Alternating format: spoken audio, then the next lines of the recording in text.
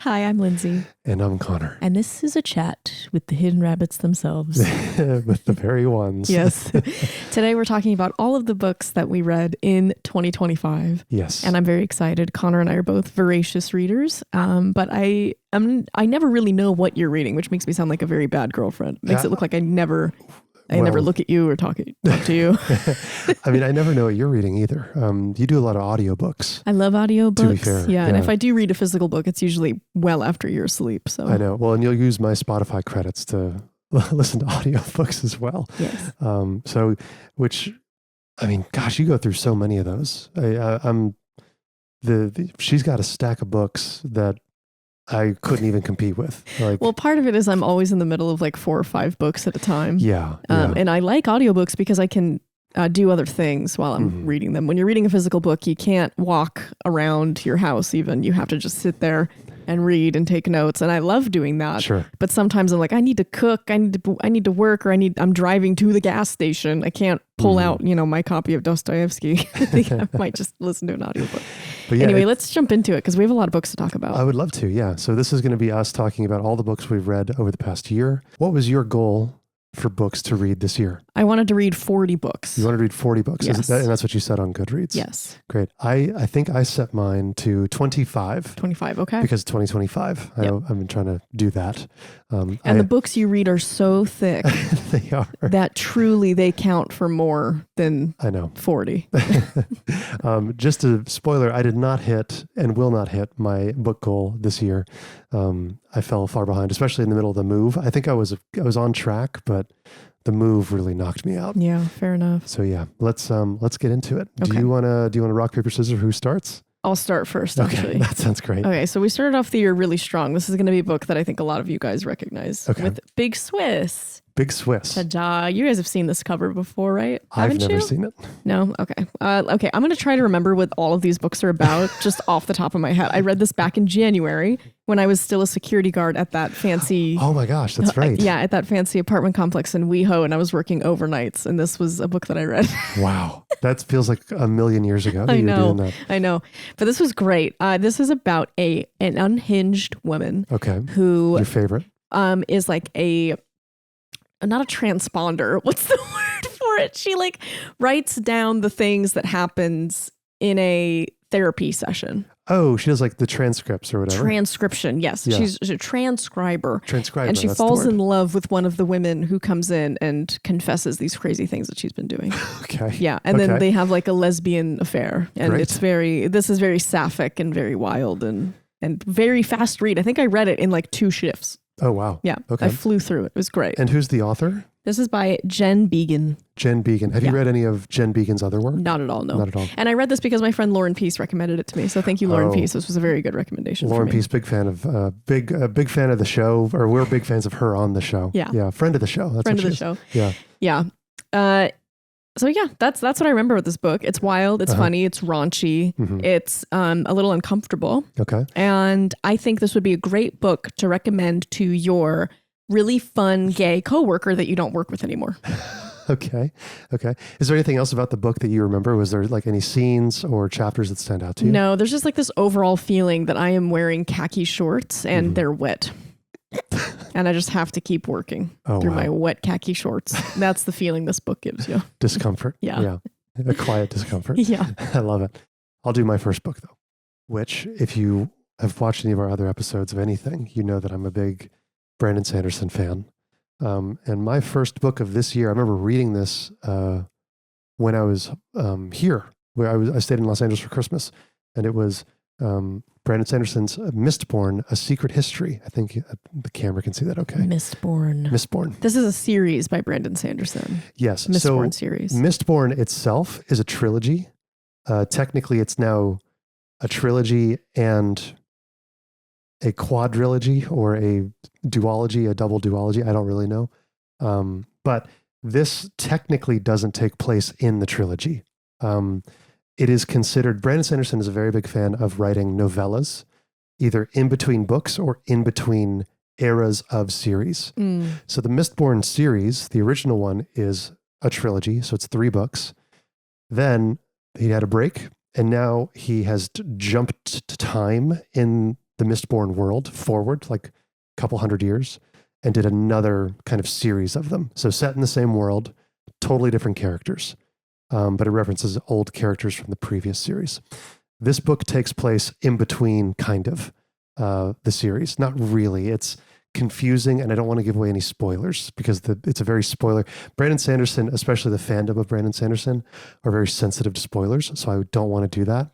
Can I give you a fun fact about spoilers? Please. There are studies that have come out that have shown that if you know that a plot twist is coming or a character reveal is coming, that you enjoy the work of art more because you're picking up on all the plants that are leading to the reveal. I believe that. And I believe that because I believe Game of Thrones, so many things about Game of Thrones has been spoiled for me so many times over the years.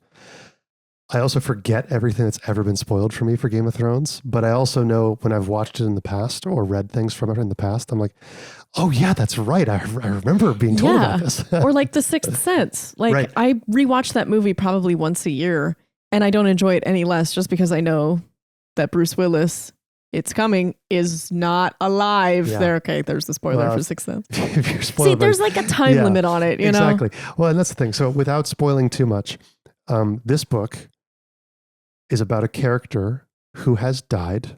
I won't say who.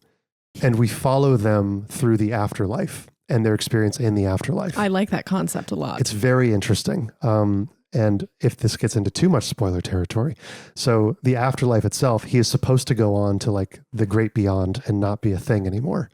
But this character, his soul is like so strong that he, by sheer force of will, stays in like the kind of terrestrial plane where spirits are and wills himself back into existence through means of like trickery, which sounds really lame saying it out loud. But when you read the original Mistborn series, it's pretty sick.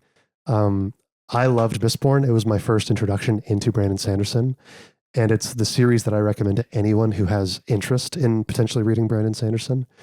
We're going to get into some of his other books later. But Mistborn is wonderful. I recommend it to so many people every year. I love a novella. So do I.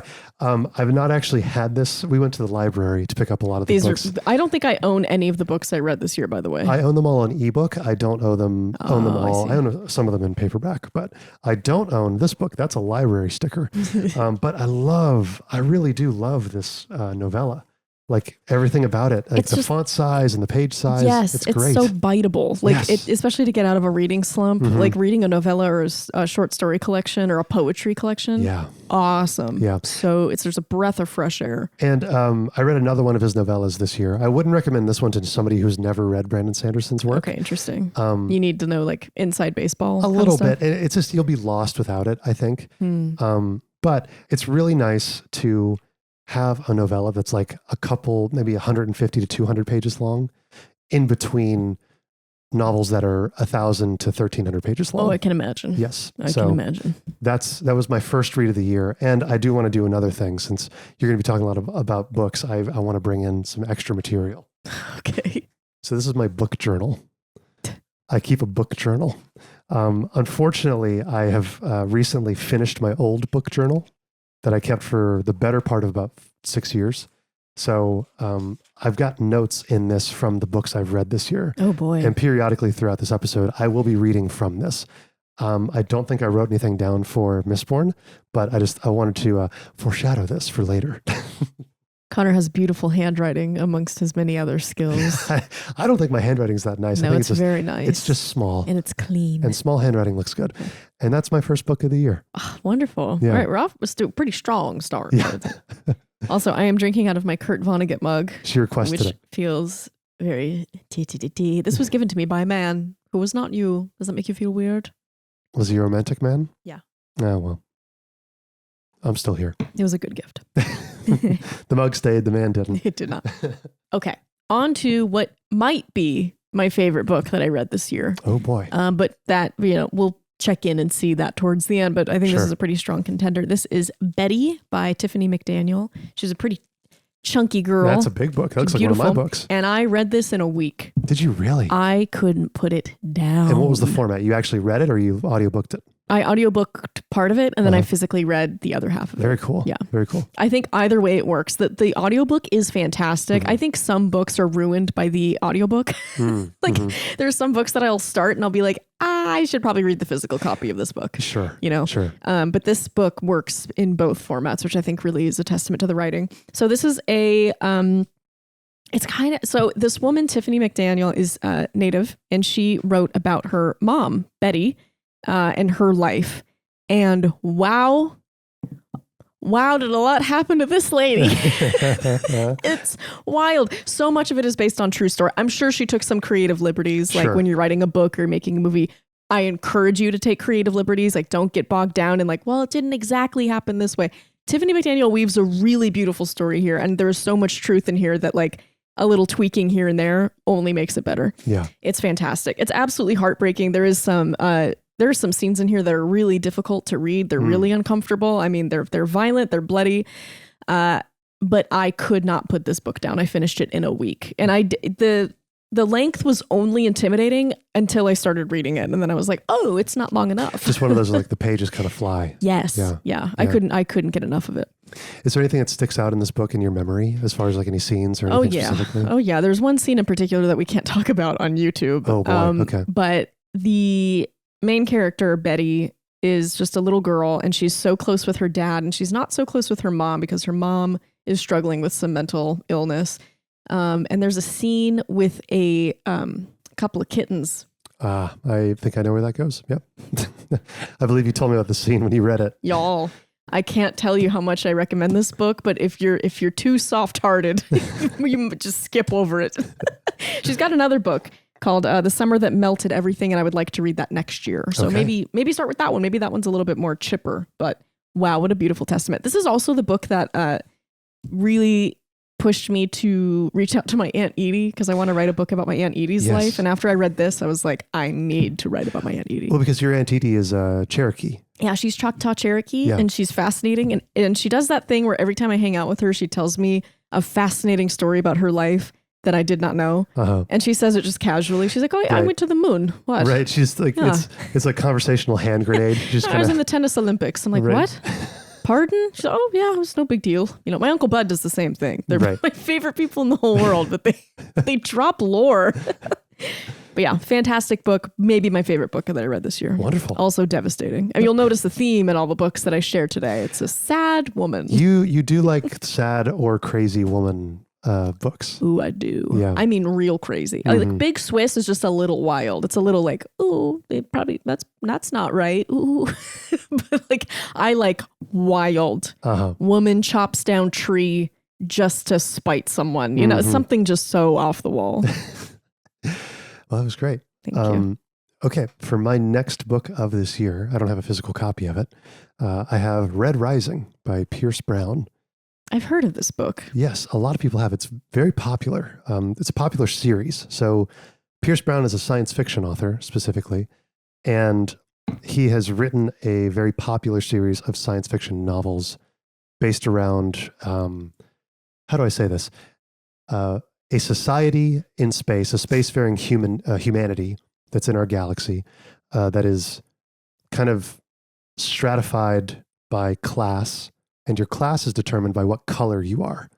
And I don't mean by like, how we are nowadays, where it's like white people, black people, Asian people.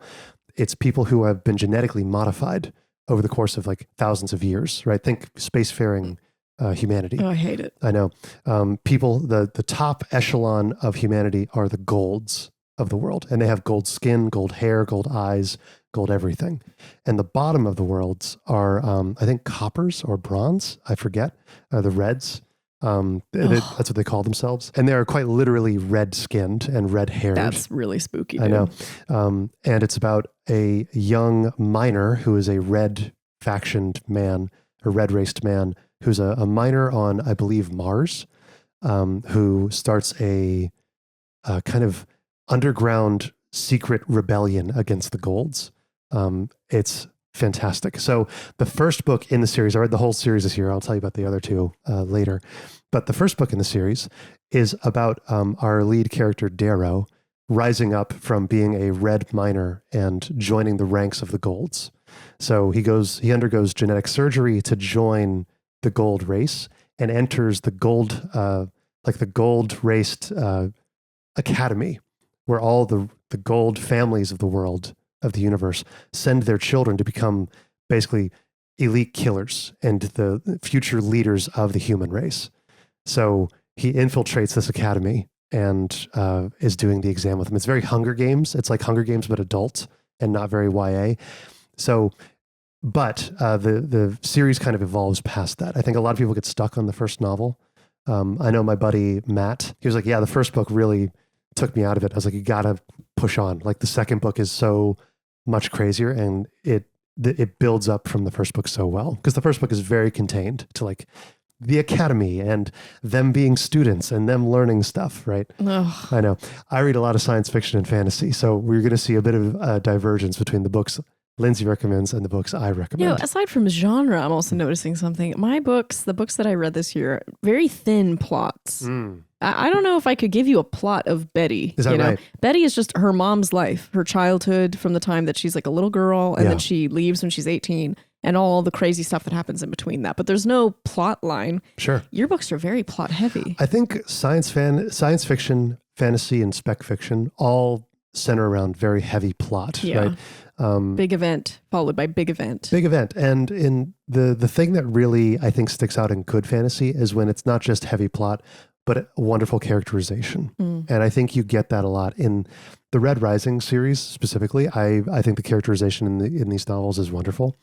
It is a space opera, like through and through, like capital O opera. You know what I mean? Big moments, big cliffhangers, big cast, big dramatis personae. But yes, I really liked the series. We're going to go into it later, but that's the second book that I read this year. All right. Next book I read is this little ditty, The Country Will Bring Us No Peace.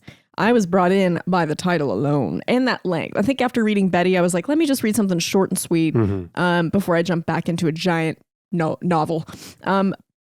This is about a couple who flee the city after the death of someone close to them, and they want to start anew in this very tiny, isolated town.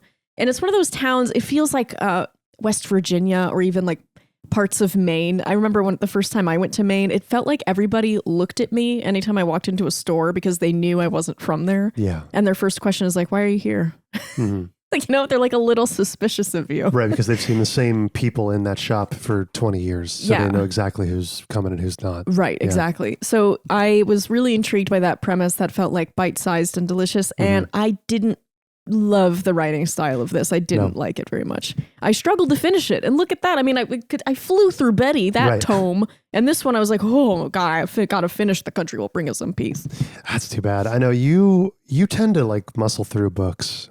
I really try. Yeah. I do not like stopping. I feel like, well, I already started it. Like, let's just truck on. Let's finish it. Let's give it a chance. I'm pretty unforgiving in the opposite direction. Like if I'm not feeling it, even if I'm like 3/4 of the way, I'll put it down. I don't care.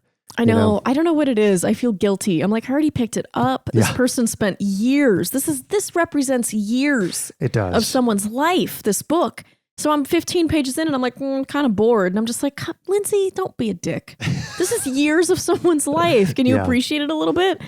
But I didn't really care for the writing of this. And to be fair, this is a translation. So it was written by a man named Matthew Simard and translated by Pablo Strauss. Okay. So in the original language, it might be a little bit more lyrical. It might be a little bit more lilting, a little bit more devastating. But from English standpoint, I'm just like, oh, can't they just get a divorce? Yeah. I know. I always wonder about that when it comes to translations, is like, how much am I missing here?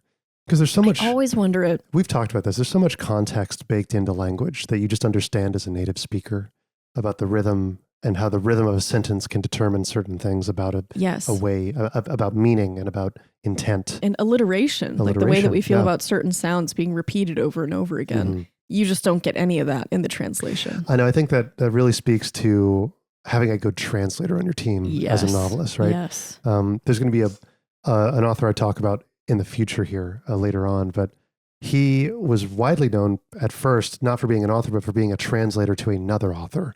And he translated the Three Body Problem, which was originally in, I believe, Cantonese. How do you even translate a Cantonese novel into English? A Cantonese high concept science fiction novel. No, we're not getting it. Yeah. Sorry, everybody. Yeah. That's not available to us. Right. Unless you speak Cantonese, you can't read it. But his translation is beautiful. Like that. Unbelievable. I read that series last year and I was blown away by how good it was. Crazy. Yeah. So wouldn't recommend, but also you kind of recognize like, not really your yum, you know? Not really my yum. But I think if you're in the middle of a reading slump, I've heard a lot of other people really enjoy this book. So I'm not even discouraging you from reading it because how many pages is this actually? It is 124 pages. Oh, that's easy. I mean, brother, like give it a shot. You could finish that in a weekend. Yeah, truly. And if you like that spooky atmosphere, that's like, it's a little Twin Peaks, it's a little thriller. It's tense. You know something awful is going to happen and has just happened. So you're just like waiting for it to happen. Who's going to do what to who? If you're really into that, if that sounds like it's up your alley, this might be a really good fit for you. But there wasn't enough crazy woman in this for me. So I wasn't that invested. Fair enough. And while we're here, I would also like to quickly mention another book that I read called Interesting Facts About Space by Emily R. Austin. I couldn't get a physical copy, but I listened to the audiobook anyway. And this was another book. I don't think I actually finished it, but I think I got 90% of the way through. And then I said, I get it. And I stopped reading it. One of those. One of those. Would you recommend it after getting 90% of the way through? No. I'm going to have to read the synopsis too, because I'm kind of having trouble remembering what it was about. I gave it 1 star on Goodreads. I'm sorry. I'm sorry, everybody. That's brutal. That's brutal. Here's the description. Enid, she's obsessed with space. She can tell you all about black holes and their ability to spaghettify you without batting an eye in fear. Her one major phobia, bald men. But she tries to keep that one under wraps. When she's not listening to her favorite true crime podcast on a loop, she's serially dating a rotation of women from dating apps. There's too many things happening. That's a lot. There's too many things happening on the plate. It's like anxious. Like there's a lot of anxiety in this movie. I'm remembering. I think she has a hard time leaving her apartment, from what I'm recalling, and she has a hard time having like an open and honest conversation with her mother and with the girls that she dates. There's just too many wacky things going on. I think we probably could have taken like a weed whacker and just cut it down to like 2. You're really obsessed with space. That's the title of the book, so stick with that. Right. How about that just expands into your everyday, into like every aspect of your life. Sure. Right? Sure. Instead of like, oh, and she's also super into true crime. And she also has a phobia of bald men for some unspecified reason. And she also doesn't leave the house very much. It's like, you got to pick one. I know, it's just kind of kitchen sinking it. I know there's a book I read years ago called The Solitude of Prime Numbers that I thought was just so lovely. It might've been 300 pages long, but it was a romance novel. And it did what you're saying, which is like it managed to keep it pretty succinct to a couple of things. It's about 2 characters who are kind of orbiting around each other, but they don't get too crazy with the wild details. I think some authors tend to do that, like as much at the book as we possibly can. This might be my only shot. Get it in now. I think. I don't know. What do you think is the cause of that to some authors? I think it feels a little bit like when I was reading the book, it felt like the author was trying to say, God, isn't she just crazy? Isn't she just so unhinged? God, she has so many problems. She really needs to go to therapy, huh? Yeah. It's just like, I think having one of those things again is enough. I think if she's so obsessed with space that she can't bring herself to have a real conversation with her mom because her mind keeps drifting to this like comfort thing, which is like space facts, which feels like something she has control over, that would have been much more compelling. And that's kind of where I thought the author was going to go. But then it felt like every page there was a new problem. And at some point it is hard to empathize with a character who has so many problems. It's like, right. I want you to have a little bit more agency. That's a good point though. We don't empathize with characters because they have problems. We empathize with them because they deal with them. They're trying to. And they work through them. I had a great acting teacher in high school who said, it's not that sad actually to see somebody just break down into tears. No. It's really hard to watch somebody try not to cry. Yeah. That's much more powerful. Yeah. And I do find that to be true. It's much more of a gut punch to see someone who's like trying to hold it together. That really hurts. It does. But somebody who's just letting it go, that feels more relieving. I'm like, oh, thank God. The dam's broken. Yeah. Okay, we got it. But yeah, let's go back to you. Okay. My next book of this year was Golden Sun, which is book 2 in the Red Rising trilogy by Pierce Brown. Is this about a beautiful man who is an archer who goes into space? No. Oh, okay. So I thought that was a good guess. It follows our original character, Darrow, who was a red who turned into a gold, right? I see. And I will read the synopsis so I don't spoil anything, I guess, a quick one. Let's see. As a red, Darrow grew up working the mines deep beneath the surface of Mars, enduring backbreaking labor while dreaming of the better future he was building for his descendants. But the society he faithfully served was built on lies.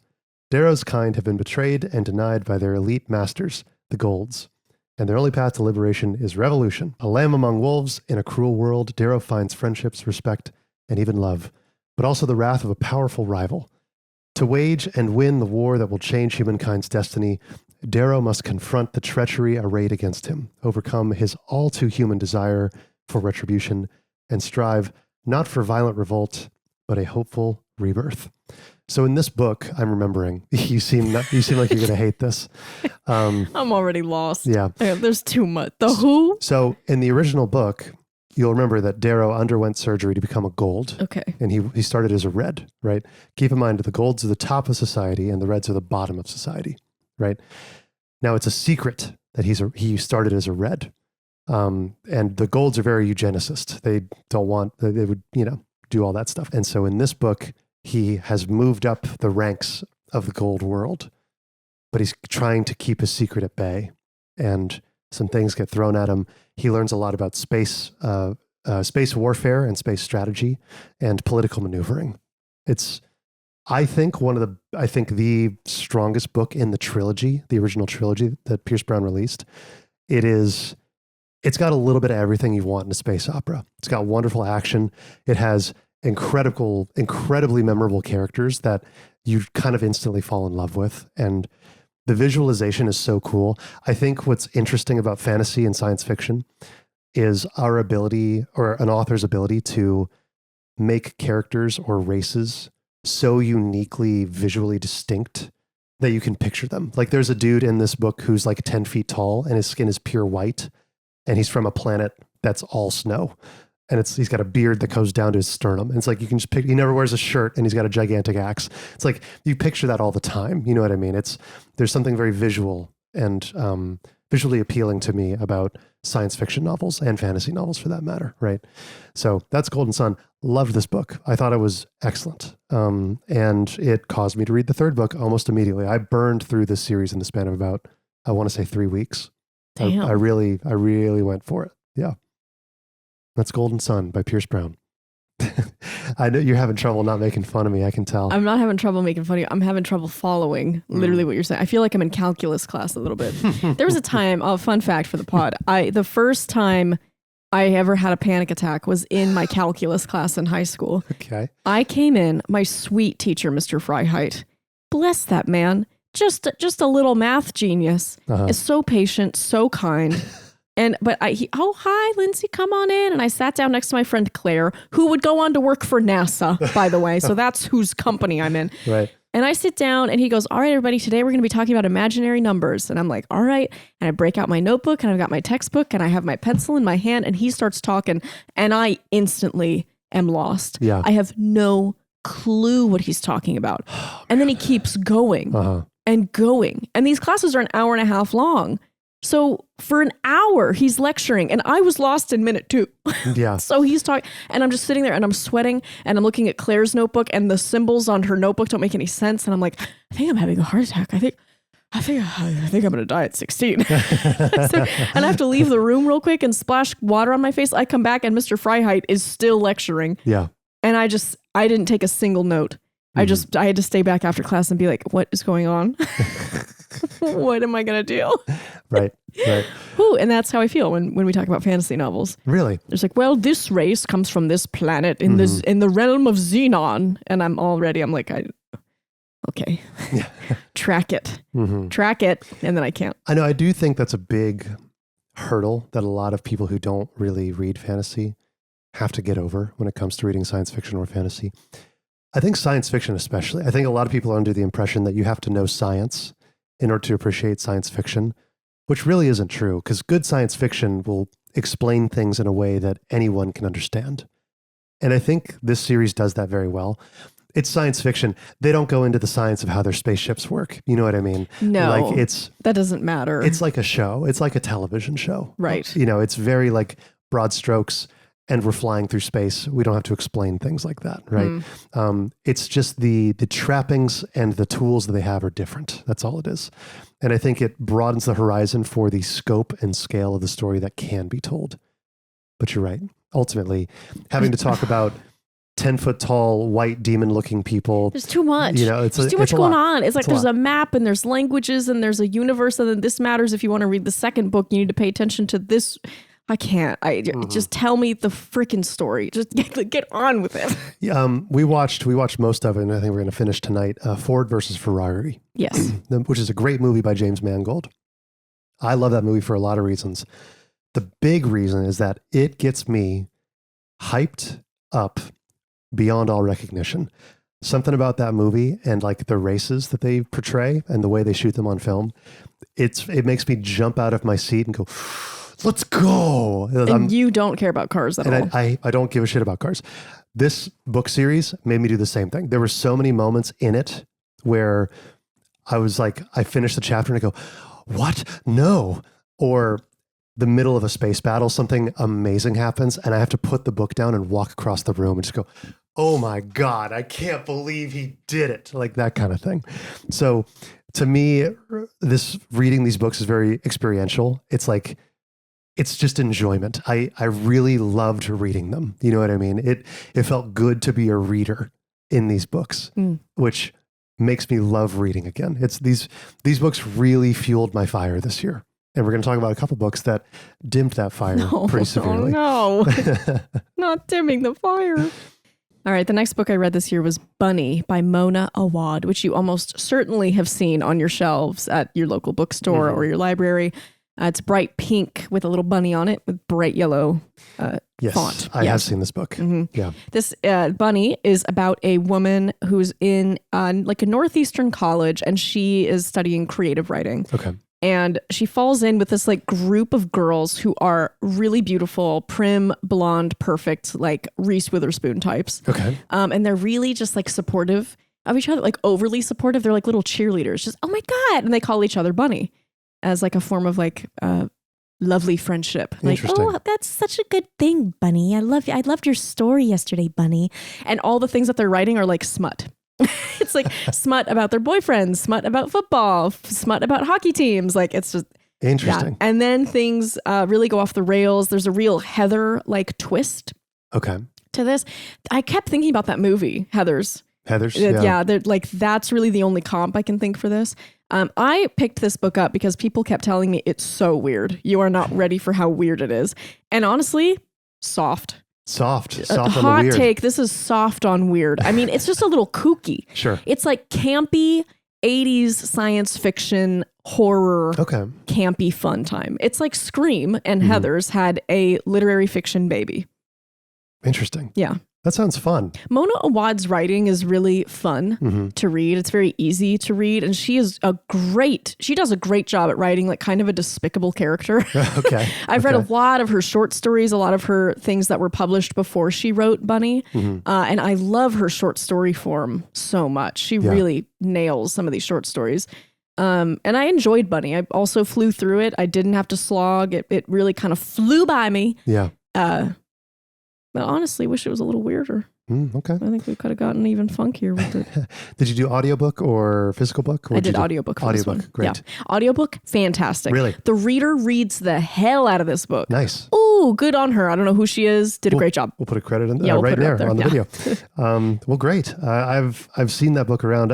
The word bunny made me think of Donna Tartt's The Secret History, because there's a character named Bunny in that book. Oh, interesting. Yeah. Yeah. Which is funny. I'm currently reading The Secret History right now. You are. I gave you the copy that you're reading. You did. I'm currently 100 pages in. I'm savoring it. You are. But yeah, it didn't feel like The Secret History at all, like stylistically. Gotcha. Yeah. I know what you were describing kind of reminded me of, you remember that show Recess? I don't think you liked that show. Yes. Yeah. That was what I watched when there was nothing else on TV. Yeah. There's a group of girls in Recess called the Ashleys. Do you remember them? Yes. They were all like Ashley B, Ashley Q, Ashley S, and that was their thing. And they were all kind of like the plastics from, gosh, what was that? Mean Girls? Was that it? Yes. Yeah, kind of that thing. Do you guys want to know something bitchy I did once? Oh boy. When I was in college, there was this group of girls. They were beautiful and they all knew each other from a previous life.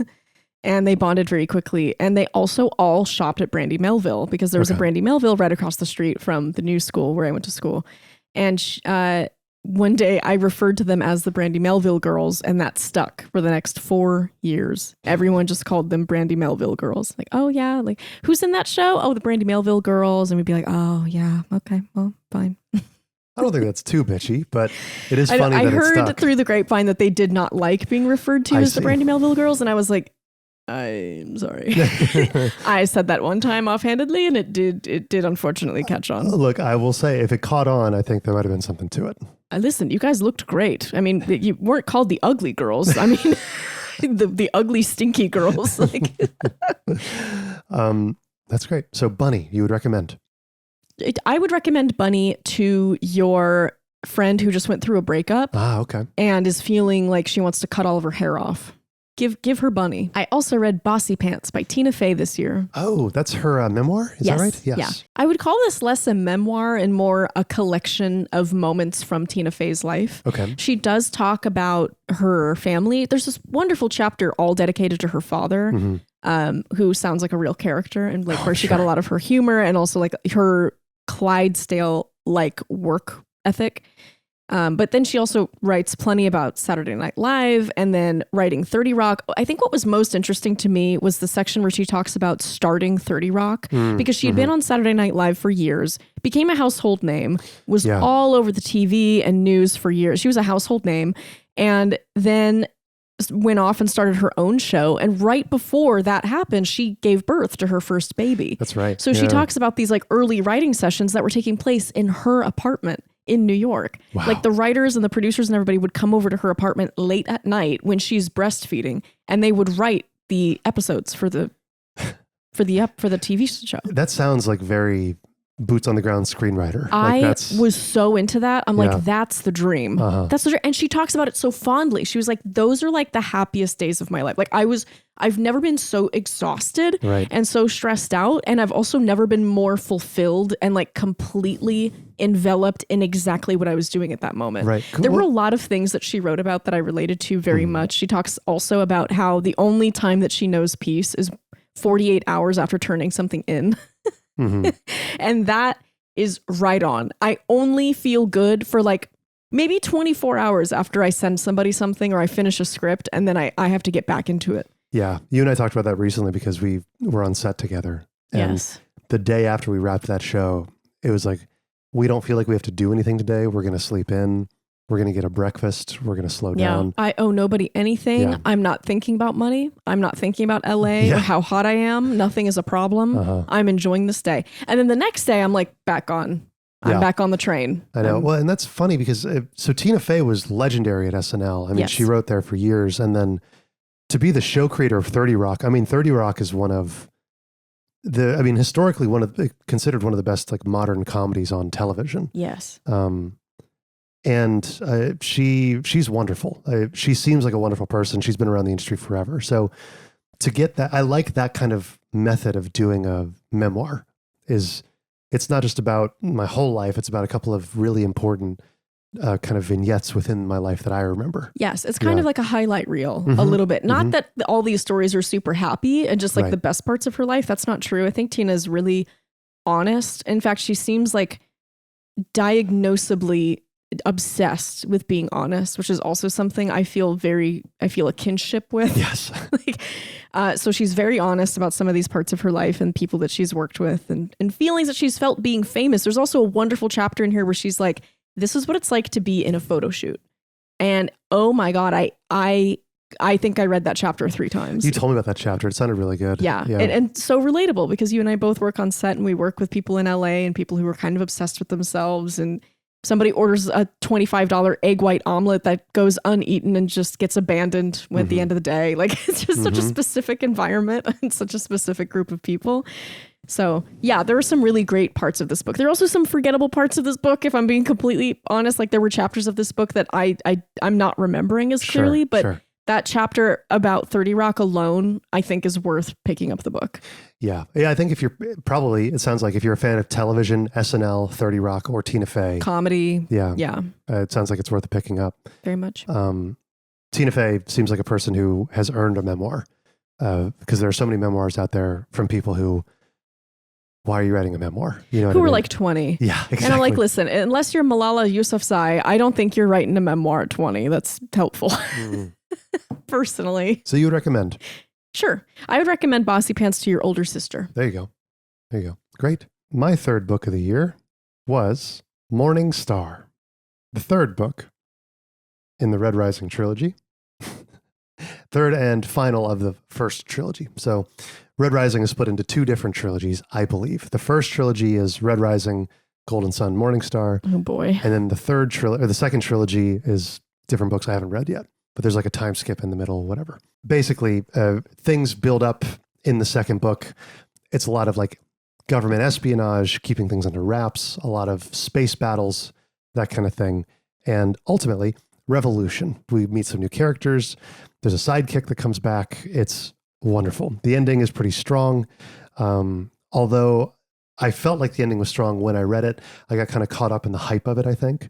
There's a lot of sad deaths in this book. Pierce Brown, legendarily, is kind of a meme at this point, will absolutely destroy your heart when it comes to certain things.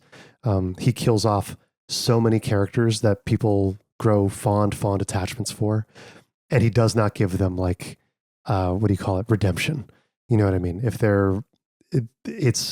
they hurt, they really hurt. It's like Game of Thrones level hurt when it comes to the deaths that he puts in these books. So the ending of this book, when I read it, I was really excited by it. I was like, oh my God, I can't believe, wow, that's incredible. And then the more I sat with it, the less impressed I was with it. I was like, it feels like he kind of cheaped out a little bit in his description of things. It feels like he kind of did this and, you know, like, sure. Oh, look over here. Ha. And it's like, you were surprised, weren't you? It's like, well, yeah, you punched me in the face. What do you mean? So, but overall, a great ending to this first trilogy. I thought it was a wonderful, wonderful experience to read. Again, experientially, great books to read. Got me feeling hyped for reading for the year. This was a great trilogy to start on. And if anybody's in a bit of a slump right now and you mostly read science fiction or fantasy, I cannot recommend this trilogy enough. I want to read the next trilogy in this whole series, which I believe takes like a time skip, follows the same characters, but takes place in a bit of a distant future. But the jury's out. There's more books I want to read before I get to that one, I think. So Morningstar, I would recommend it. And this is the first book in my new book notebook that I wrote notes about. And so I'm going to look at these really quick. Okay. I write down quotes and just thoughts that I'm having while I'm reading it. Forget a man's name and he'll forgive you. Remember it and he'll defend you forever. It's like very masculine energy in these books, you know, very like like Lord of the Rings, like brotherhood. Yeah, brotherhood. Yeah. A lot. Oh, brotherhood's a very big theme in this. It's a lot of like chosen family, found family, that kind of thing. If we're doing the TikTok book talk tags for things. And when all that remains of us is our steel monuments and plastic idols, her winds will whisper, her sands will shift, and she will spin on and on, forgetting about the bold, hairless apes who thought they deserved immortality. There's a lot of reflection on mortality, because a big piece of this, and I think this is a common theme in a lot of science fiction, is people who want to live forever. Yes. Going against nature, fighting against the natural order of things for the sake of your own kind of selfish intent. And there's a lot of rumination about what life is, what honor is, what is a man's worth, what is a person's worth, if not his word, if not the thing he holds dear, right? And you get a lot of that because it's a lot of war, right? Men in war talk about this all the time. It's a lot of rebellion. What do we do? What is a man, right? What is a person under a rebel flag, under the boot heel of of authoritarianism, that kind of thing. I think this book was beautiful. Had a lot of beautiful moments. Can't recommend it enough.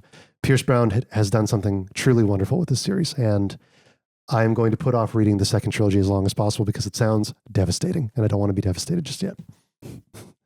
And that's Morningstar.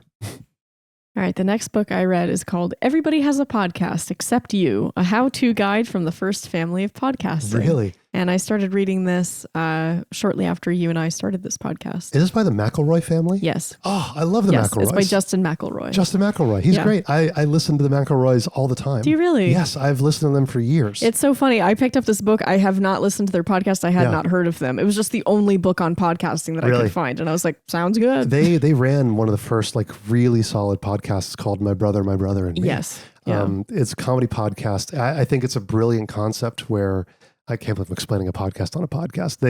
They take questions from Yahoo Answers and answer them.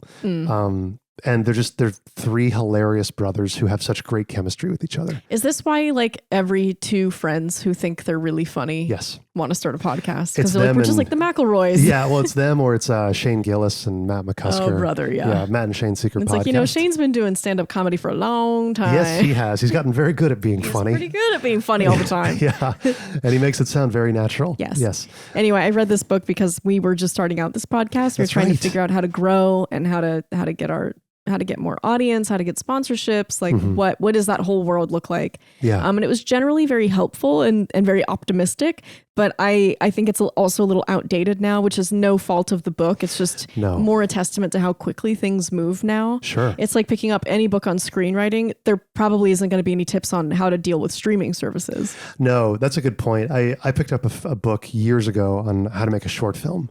And a good portion of the book is like applying to festivals. And their advice is so out of date just because at the time when the book was written, I think 500 people a year were applying to Sundance or South by Southwest. Sure. You know? And now that's definitely not true. Right. It's like when people say, well, how do you get a manager? Oh, you just walk in with your resume. Oh, is that all it takes? Yeah. But the same week that I read this book, I also read The Screenwriter's Bible, which is this really huge, thick purple book. And I like to every once in a while pick up a book on writing or on screenwriting specifically because I want to refresh and make sure that I'm not just making the same mistakes in the craft over and over again. Sure. And I picked it up and it was very helpful in terms of like craft and story and just good to like review a lot of the things that we talked about when I was in school and they talk about it in every book, but just to have a giant print book be like outline, here's some ways you can do that was really great. And I this was a great week at the library for me. Good. I read both of these in that week. That's awesome. Did you learn anything that has carried on to this podcast specifically? I don't think so. Nothing I can point to exactly. But at the time I remember thinking this was very helpful. I'm glad I got this. So that, if that means anything. Awesome. Yeah. Awesome. That's my little foray into self-help. The next book I read is called Sociopath by Patrick Gagne. Okay. This is like a true blue memoir about this woman who grew up in South California, and is a diagnosed sociopath and is now a psychologist. I found her because there's this very popular interview series on another YouTube channel here. We're going to have to cut it in because I'm forgetting all the details all of a sudden, of course. I'll remember it as soon as we turn the camera off. Don't you worry. But I found her there and she was so like interesting. Like I was really just like pulled into the whirlpool of her because she's very articulate and very intelligent, but completely like monotone. And very clearly, like I believe her. She's a sociopath. I mean, it's very interesting to see her like operating in the world because the only reason I ever hear about sociopaths is after they commit some horrible violent crime. Sure. Outside of that, I didn't know anything about sociopathy. So I picked up this book and she talked a lot about the things that she did as a kid, like kind of warning signs, like they were always there. Like she used to break into houses and not steal anything, but just like stand there. She was like, it really calmed me to like, I would feel like I was about to burst and then I would break into somebody's house or I would steal their car and drive it around the block. And I felt instantly calm and settled. That's so weird. Isn't that interesting? Yeah. I'd never heard anything like that before. And then like as she gets older, she starts working in the music business because her dad is like a pretty prominent music manager out here in California. And she was like, I thrived in that environment because it is all about like getting yours and pushing and pushing and pushing and just working really hard. And like, because when you're unfettered by empathy and fear, you can do just about anything. Sure. So she excelled very quickly, and then she went back to school and she became she earned her PhD with like a specialty in sociopathy and like affective disorders. Well, she's kind of a resident expert. Yeah. I really enjoyed the first half of this book, and then the second half, I started getting this feeling that she was like almost bragging. Oh, really? Which like feels a little like a punch down to say that sociopath is coming off as a little sociopathic, but it wasn't enjoyable to read. And there were also like some pretty intimate details shared about her husband and their relationship that I was just like, should I be reading that? Like, I don't know. Like, that's a real man. Right. There's a real man who's married to you for real in real life. And yeah, so I did struggle to finish this book. But the first half, very, very illuminating, a totally different way of seeing the world, of honing in on relationships with people, and it's a little scary. Really? I'll say it's a little scary. It's a little scary that there are so many people. Sociopathy is not uncommon, by the way. Sure. There are many people in the world who suffer from sociopathy, and it has really negative impact on their lives and on the lives of the people around them. Because again, when you don't have empathy or fear, like imagine what you would do if you just really, truly didn't care about anybody else's feelings and what you did to other people. You have to like train yourself every day to remember, like, that's my husband. He loves me. You should show love in these ways. Mm-hmm. Like, it's a lot of making lists. It's a lot of reminding yourself that that's my child. They need to be reassured. Tell them that you love them, you know? Man, that sounds exhausting. That sounds like a really tough life. Tough. Generally. That sounds really tough. So you would recommend the first half? I would recommend this book to somebody who is thinking about getting into the psychology field. Okay. Yeah. Okay. Great. Sorry if I'm skipping over my words and stuff, everybody. I think I need to change both of my devices today, and I'm definitely feeling a little off. My numbers have been woodity, and I'm feeling that effect on my brain right now. Are you? So I'm sorry, love. Sorry, everybody. I forgive you. I'm not at my best right now. But they won't. You read such a wide breadth of novels. I try. I don't want to get too pigeonholed. And I read a few books at the top of the year about crazy women, and I was like, all right, let's diversify the portfolio just a little bit. I did that after a very specific couple of books in my year. Interesting. My next book is actually a physical copy I've got. Hold on one second. My next book is Dawnshard. Oh, another fantasy. Who saw that coming? I know. This one's actually fantasy, not science fiction. This one's Dawnshard by Brandon Sanderson. Now, you told me this little creature, this little scorpion creature on the front was actually a character in the book. That's correct. I like that a lot. Yes, this is technically it's a fossil of the character, but this is Cheery Cheery, who's a little insectoid creature who hangs out with our main character, Ryzen or Rizen. Sanderson doesn't specify how you're supposed to pronounce names. He's like, however you pronounce it, that's the way it's pronounced. It's like, okay. Great. Awesome. Great. I'll read the synopsis of this. When a ghost ship is discovered, its crew presumed dead after trying to reach the storm-shrouded island Akina, Navani Colon must send an expedition to make sure the island hasn't fallen into enemy hands. Knights radiant who fly near find their stormlight suddenly drained, so the voyage must be by sea. Ship owner Rizen Fattori lost the use of her legs, but gained the companionship of Cheery Cheery, a stormlight-ingesting winged larkin, a species once thought extinct. And there's more to it, but I'll spare you the rest of that. Basically, it follows an expedition of a wheelchair-bound woman who is a shipmaster, reaching this mysterious island that's covered in fog. It is a novella that Brandon Sanderson, I believe, published in between, I think his third book in the Stormlight Archive called Oathbringer, and his fourth book in Stormlight Archive called Rhythm of War, I think. I will correct myself if I'm wrong on that. But anyway, you'll notice that so far this year in Brandon Sanderson stuff, I have not read anything longer than a novella. It's because last year I read a ton of like Mistborn and Stormlight Archive, big books. So I wanted a break. Pretty good. Just a fun little adventure. Feels like a Scooby-Doo mystery. If you like Sanderson, if you like all his other stuff, it's a fun read. You're not going to not enjoy it, I don't think. And I feel like this is one you might be able to pick up if you've got kind of a brain for fantasy. There is a lot of crazy, wacky stuff that you won't understand and characters you just won't get if you ever read like 3,000 or 4,000 page novels. But I would say you could read it potentially and get some enjoyment out of it. It's a good little weekend read. These books aren't critical to understanding the entirety of the books that Brandon Sanderson writes. They're mostly meant to be kind of like little fun asides of characters that we don't get expansions on in the main series. So that is Dawnshard by Brandon Sanderson. It's fine. That's about it. I don't know how far I'd recommend it. I had a good time. I really read this as a prelude to me reading the next big novels in Stormlight Archive. And so I was looking for kind of a palate cleanser. That was my big thing. And I got that. So I felt happy after reading it. Well, good. Yeah, that's it. That's Dawnshard. All right. Next book that Lindsay read will be Yes, Please by Amy Poehler. Hey. I read Tina Fey's book and was like, I can't not read Amy Poehler's book next. And spoiler alert, I liked this one even more. Really? This was the book for me. I reference this book every day in my own life. You do. There's one line specifically that that you reference a lot. So Amy Poehler, again, she does a similar thing to Tina Fey. This is like kind of a memoir. She talks a little bit about her childhood, growing up, and her family. And then she talks about being in Second City. Sure. And then like going on the road, like kind of like a traveling show. And then of course SNL. And then she has a beautiful chapter about her sons. She has 2 boys. One of their names is Archie. And I'm mad about that because that's my son's name that I haven't had yet. But when I do, his name will be Archie.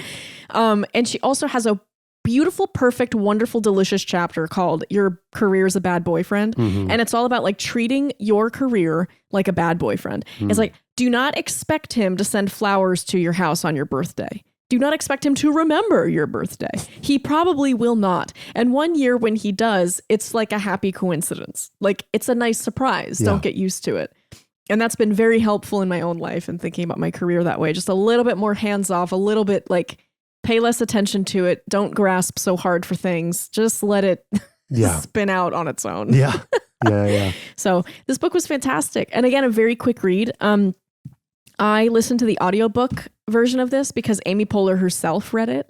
And the final chapter was read live, like at a New York comedy club. Oh, really? And she's so fucking funny. I bet she's is. She's so funny. Just like all of her little quips and stuff, like in the middle or like the little lead up. Like I was thinking to myself, like when the chapter was being introduced, I was like, how do you introduce the last chapter of your memoir at a New York comedy club? How do you do that? That's such an uncomfortable situation.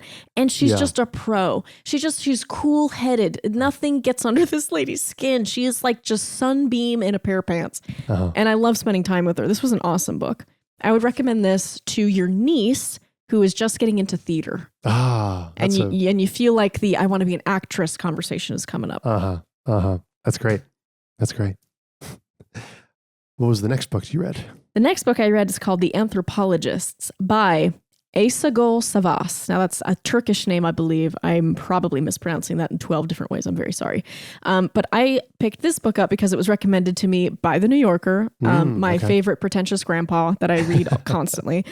And this was on all of their best books of lists. Okay. So I picked it up and it's a skinny little book, not intimidating.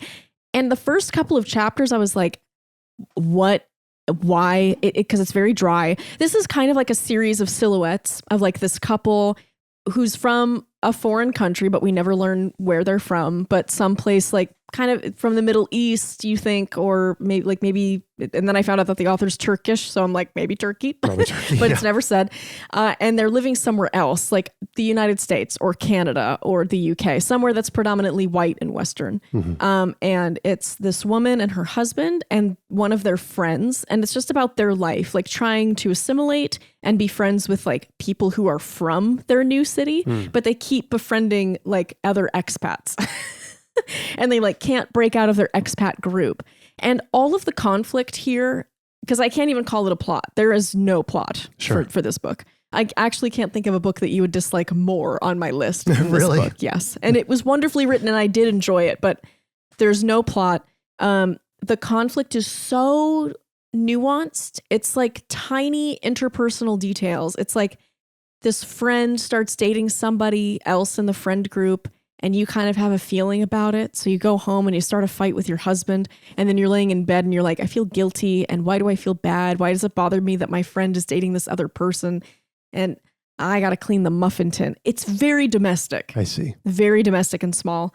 I think the writing here is very dry, not lyrical. It's almost journalistic in its simplicity. And the first couple chapters, I was like, I hate that. I'm bored. I'm snoozing. I don't like it. And then by the end, I was like, this is clean. Really? It felt like scrubbing my mouth with soap. Huh. Yeah. Was it originally written in English? Yes, I believe so. Oh, wow. Okay. Yeah. So yeah, I would recommend this book to your smart friend. I would recommend this book to the person in your life who's always going, but really. Your New Yorker friend. Yes. Yes. Yeah. Your friend who reads the New Yorker will like this book very much. I did. Wonderful. All righty. My next book is Brandon Sanderson's Rhythm of War. Now, I don't have a physical copy of this book, thankfully, because I think you could kill a small child with it. Holy Lord. Because it is roughly, it is 1,232 pages long. One of his longest novels that he's written so far. It is the fourth book in the Stormlight Archives series. This series is still going on. Yes. Connor. And I read book 4. I'm a little late to the party. I believe Rhythm of War came out 3 years ago. It's hard to keep track because Brandon Sanderson publishes a new novel every single year. Good Lord. I know. That man is... He's got a lot to say. Yeah. Well, Clydesdale work ethic, like he talked about Tina Fey earlier. Again, very plot heavy. So up until this point, I have loved the Stormlight Archives series. The books before this were A Way of Kings, The Words of Radiance, Oathbringer, and then Rhythm of War. All 3 of those books that I had read, which were last year, were wonderful. I loved them so much. They impacted me in ways I didn't know fantasy could impact me. I thought they were lovely and so well written. I almost stopped reading this book. Wow. It was slow. We were trapped in the same house, basically, for the better part of the entirety of this book. He does the fantasy thing, which is very typical, which is like you follow a character's perspective and then you jump across the world to another character's perspective. And it happens so much. Do you remember that movie we were watching recently where it was Julie and Julia? And the problem that we diagnosed it with was it's like, it feels like time isn't moving. What's going on? It feels so slow. And I think what we figured out was like, it would jump from the modern timeline to the previous timeline. Yeah. And then would jump back to the modern timeline. With no time and jump in between. But the time in between the modern jump was nothing. We would jump from the modern timeline with Amy Adams walking out the door. Yeah. And then jump back to the modern timeline with her closing the door behind her. Yeah. Like that kind of tightness. So you're like, oh my God, we're not making any progress here. And that's what I felt like in this book. There was no progress, which is funny because a lot of things Brandon Sanderson talks about is being a novelist for spec fiction is a lot of progress and promises, set up and payoff. And if you're not doing that, people will get bored. And that's what happened in this book. A big thing that you and I have talked about is, I believe, book 4, and this is a lot of speculation, so don't take my word for it, but people speculate that book 4, I believe, is the first book that he has written without his previous editor that has been working with him for years. It's a major loss. That's a major loss. And Brandon Sanderson is at the point in his career where he has a lot of weight to throw around. And I think it's tough to find an editor that can take that on and give him notes. You know what I mean? That he will accept that he will notes accept from too. Exactly. Yeah, because that's a relationship you build as an author, right? Is between you and your editor, and you trust them. And it feels like a colleague. But then when the editor retires and you're looking for somebody new, now it's like a job interview. Now there's a major power imbalance, probably. Yes. I think that's really, really tough. It is. And I think the book was tough for me. I think a lot of people struggle with this one, and I think it's for good reason. Again, it's like Die Hard. People compare it to Die Hard, but it's slower. It's a little bit more boring. Some great stuff happens. Sanderson is known. He has the reputation for being very good at his big finales. They call it the Sanderlanche, where it just feels like an avalanche rolling down a mountain, and it just encompasses everything while you're reading it. It's amazing. It's that feeling when you're staying up late at night and you just can't put it down. It's like, I'm 50 pages away. I got to finish it tonight. He is very good at that. And he manages to do that in this book. But my God, reading 1,000 pages to get to that did not feel worth it. There were some great things. He's really good at certain lines. Heroism is a myth you tell idealistic young people, specifically when you want them to go bleed for you, right? Thoughts from a king, right? Over like ruling over a people. There's a lot of interpersonal drama between kings who have differing ideas about how to rule and what it means to rule and what it means to sacrifice. And I think that there are good moments of that. But I mean, the notes I took, I was like starting to get cross-eyed with how much stuff was just happening. You know, I don't know. I don't have a lot to say about this book, which is tough for spending 1,200 pages with it. Yeah. You know, it's a little forgettable, which is really unfortunate. There is one moment that made me cry. And if you've read this book, you know what I'm about to say, hopefully. There's a character who is a storyteller in these books. And he always comes to one of the main characters that we follow in times of great need when he needs a story to pick him up. And he doesn't know it. And there's a line in this that made me cry and actually got emotion out of me. And the line was, "I doubt any dragon ever had it so good anyway," which you will not understand what I'm saying there. But it's a beautiful thing. There's a single character that we follow throughout this entire series named Kaladin Stormblessed, who is a wonderful, wonderful character in contemporary fantasy. And he suffers from extreme depression and works through a lot of demons that I think most people have had to work through in their life. And it's hard to watch him struggle. And I'm getting a little emotional thinking about this. The story that he has told is about a dog who wants to become a dragon, and he doesn't get to become a dragon, but he learns that being a dragon's not so great anyway, because I've got everything I need right here. Anyway, I can't say that I loved Rhythm of War. If you're in the middle of reading Stormlight Archive, you just got to push through it. That's what everybody told me. I hate that. If I had it my way, I would have stopped at Oathbringer, and I wouldn't have read Rhythm of War, or honestly, even Wind of Truth, which we're going to get to later. So that's my review and my experience with Rhythm of War, unfortunately. Okay, next up, I have 2 Irish novels for you. Oh boy. There's a lot of wonderful Irish writers right now who are working. And forever, yes. By the way. That island has just always been full of good literary people. So the first one that I read was Evenings and Weekends by Ocean McKenna. Oh, I love that cover. And then Ordinary Human Failings by Megan Nolan. I read Evenings and Weekends because that's part of Jack Edwards' book club. This was the first book that he recommended. Oh, wonderful. And I was, for the first time in my life, probably at the forefront of something where I was like, I'm here at the beginning. I got the email. I can't wait. I went to the library. I immediately rented this book out and started reading it. I was on track to finish it, and I couldn't finish it. Oh, no. Guys, I didn't like this book. No, that's terrible. And I'm saying it about an Irish author. You know I wouldn't say it if I didn't feel it. Yeah. Man, I just didn't connect with this book. I didn't connect with any person in it. So this is like really like another sort of collection of stories kind of put together. So it's all about a city and city living. And we follow a lot of different characters who are like somehow connected with each other. It's one of those books about like interconnected humanness, you know? And one girl is pregnant and she's struggling to figure out what to do with her boyfriend. And the boyfriend just figured out that she's pregnant and like needs to get a job, but he's too busy doing drugs. And then there's one person who's partying a lot. And it's just like, it's a lot of interpersonal conflicts. And again, I don't care. I think I feel how you feel when I'm explaining the plots of science fiction novels. Yeah, that's... Yes, I just don't care at all. I know. Let me read a little bit of the inner cover to see what I'm missing. This says, for fans of Sally Rooney and Tori Peters. Well, there's the problem right there. That's not you. That's not me.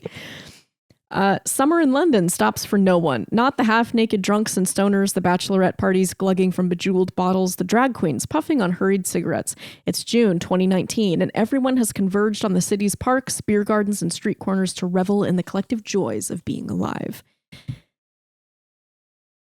It's a little bit like Dubliners by James Joyce, where you pick it up and it is just kind of like stream of consciousness, like it's all about Dublin and all the people in Dublin. It's like there's a man with a scar on his face and he hands a beer to a woman with no hand. And then it's just that for 900 pages. Yeah, it never cuts.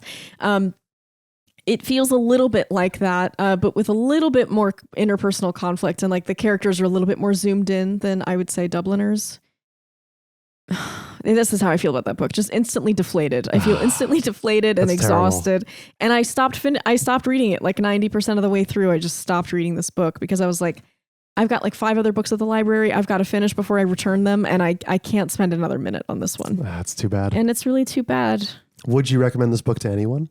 If you are gay and really into gay interpersonal conflict. Okay. But again, like small stuff. It's not like, and then he killed my dad. It's just like, well, then he looked at a woman a way that he hasn't looked at me in a very long time. If that's lighten something up for you, this is a great book for you. Okay. I need a little bit more crazy. We've established this. Yes. Speaking of more crazy, we've got Ordinary Human Failings by Megan Nolan. This is the first book I've read by Megan Nolan, who's a wonderful Irish writer. I thought the writing of this book was super solid and almost invisible for the story, if that makes sense. Like I never was really paying attention to the writing. Sure. I was never like, wow, what a beautiful turn of phrase. Like it was just a really well told story. I was focused on the story the whole time. Did you read a physical copy of this? Yes, I did. You did? Okay. Yeah. That's really saying something because you're a big words person. Yeah. But I never thought about the words one time, which I think is impressive. It's like really a well-edited movie. Yeah. You know, like a really well-edited movie, you never think about the editing one time. And it's like the hardest thing to do, by the way, in a movie is to edit it well. Yeah. So this is set in 1990, I believe. And this follows an Irish family who is now living in England. So there's the conflict right there. But there's it follows this little girl who's very troubled. She is suspected of killing one of her classmates. Which is a huge deal because this is 1990 in London and like they're little girls. Right. It's like almost unheard of that like one little girl would kill another little girl. So it's very like, you know, and they're the only Irish family in town. Everybody in town knows that like, oh, they came in, like the mom is a little kooky and the dad is like never there. And the grandfather is like really weird. And, right. Well, and the Troubles have plagued that part of the world for a very long time. Ever since the Troubles happened. Like it's still fresh. Yeah, that's probably going to be a rabbit hole that I have to go down at some point because I keep circling it. And I know we have like a pretty strict no bummers policy and there's no way to talk about the Troubles in a way that is no bummers. I know. But it's so fascinating and I feel like we have to talk about it. What else am I missing? Oh yeah. At their heart sits Carmel, beautiful, otherworldly, broken, and once destined for a future beyond her circumstances until life got in her way. That's like really, the main character feels like it's the little girl for like 5 seconds. And then it very quickly becomes clear that the mom is really the main character. And her name is Carmel. And she is a really well-developed character. Okay. Truly flawed. Like flawed in a way that makes you go, I don't know if I like you. I don't know if I can root for you. Oh, and then you do. Because she's really intelligent and sharp and she's kind of funny and I totally understand where she's coming from, but she's also like not at all prepared to be a mother, let alone a mother to a troubled young daughter who like maybe has violent tendencies. Like and then her past and all the little things that went wrong in her life and then all the big things that went wrong in her life that led her to exactly where she is, which is this very unfortunate set of circumstances. Like you do love her. She feels like a part of your family when you're reading it. Sure. So this was another like top rated book that I read this year and would highly recommend. If you are really into dysfunctional families and true crime, this feels like a really beautiful intersection for you. Okay. And I think the author handled the death of the little girl very well. I think sometimes we get into true crime and books that are centered on crime lean into the grisliness of the crime a little too much. Sure. And you really don't need it here. That's really not the point. The little girl got murdered. She died. Right. That's enough. Isn't that just enough of an image in your head? Like you don't need all of the horrible details. That's the thing. Ultimately, I don't know. I feel like there is some responsibility as a writer to understand the image that you're putting into somebody's head that they have to live with from now on. You know what I mean? Well, I'm kind of an asshole, so I'm less concerned about that. I'm a little bit more like, don't be exploitative. Yeah. You know, that too. This thing has probably happened to many little girls across the world. And that's not the point. Yeah. If the point is the grisliness of murder, then that's a different book. But this book is supposed to be about the family. And it's also about like English-Irish tension. Mm-hmm. And so let's focus in on that. Megan does that very well here. I think this is her debut novel. Oh, but wow. I'll have to double check that. Wonderful. Wow. Thank you, Ireland. Shocking no one. Ireland wrote another good book. Fantastic, babe. Thank you. The next book I read was The Name of the Wind by Patrick Rothfuss. Oh, yes. This is a book I've been telling you that you should read. I think you might enjoy it. It's been on my to-read list for maybe 10 years. Yeah. It's been a lot of people's to-read lists. It's hard for me to recommend it to people. I do think you would enjoy it, but anybody who's read Patrick Rothfuss knows this is another trilogy, allegedly, but we've only gotten the first 2 novels from it. And the third novel, it's been, I want to say 15 or 20 years in the making. Damn, Patrick. Yeah. But the lack of a third novel doesn't mean the first novel is any less great. I love this book. This is the book that got me into reading. I read it when I was first about 19, I think. And that really kind of, I think, sparked my love of reading as an adult, truthfully. I didn't read a lot in high school. And Name of the Wind was recommended to me by my buddy, Matt Hannell. And he gave me one of his copies of it. And I was hooked. I thought it was incredible. I read this with a book club. I have a book club on Discord of just kind of friends and mutuals that I know. And they had never read it, and I had. So it was wonderful to be able to talk with people, like a group of, I think, 6 or 7 people, as we were reading through it. And I don't know, there is so much magic in that book for me. It's about a young kid named Kvothe, which is a crazy name. And he is made an orphan in the early stages of the book. And we follow his kind of travels and exploits throughout the world. He eventually finds himself at a legendary university of magic. And he becomes a student and starts learning magic. Among other things, he gets into trouble, maybe slays a dragon, maybe finds a girl. There's a lot of wonderful stuff, a lot of good fantasy. Patrick Rothfuss is an excellent writer. His prose is so choice. I love spending time with Patrick Rothfuss's writing. It's great. It is a warm campfire and a warm glass of cider. You know what I mean? On a fall evening with your friends. It's fantastic. I love Name of the Wind. It's one of those books that I go back to once every year or so, and I visit it. So that's what I say. That's what I have to say about Name of the Wind. I love this book. My next 2 are a little funny, but the first one is the Bennington Review, issue 1 from the spring/summer of 2016, and Ploughshares spring 2025, which was guest edited by Peggy Shoemaker. So I read a lot of literary magazines and a lot of short stories from literary magazines. You do. Over the year. I read The New Yorker, I read The Atlantic, I read The Paris Review, I read The Chestnut Review, I read a lot. But I usually don't read cover to cover. I will skip a story if I'm not connecting with it in the first couple of sentences. I usually skip over the poetry sections. I'm so sorry, poets out there. It's really rough to say, but I will skip over the poetry. I get it. I'll skip over interviews with people sometimes. So I don't count them. I don't in my wrap up if I didn't read it cover to cover, but I read these 2 cover to cover when I was in residency in Vermont, because they had like every copy of every literary magazine you could imagine in the library. And I brought a huge stack of literary magazines back to my office, and I would read them when I needed to take a break from writing my own stuff. And it was very illuminating and it's very helpful to get out of your own head to read a different writer. Yes. And how they write.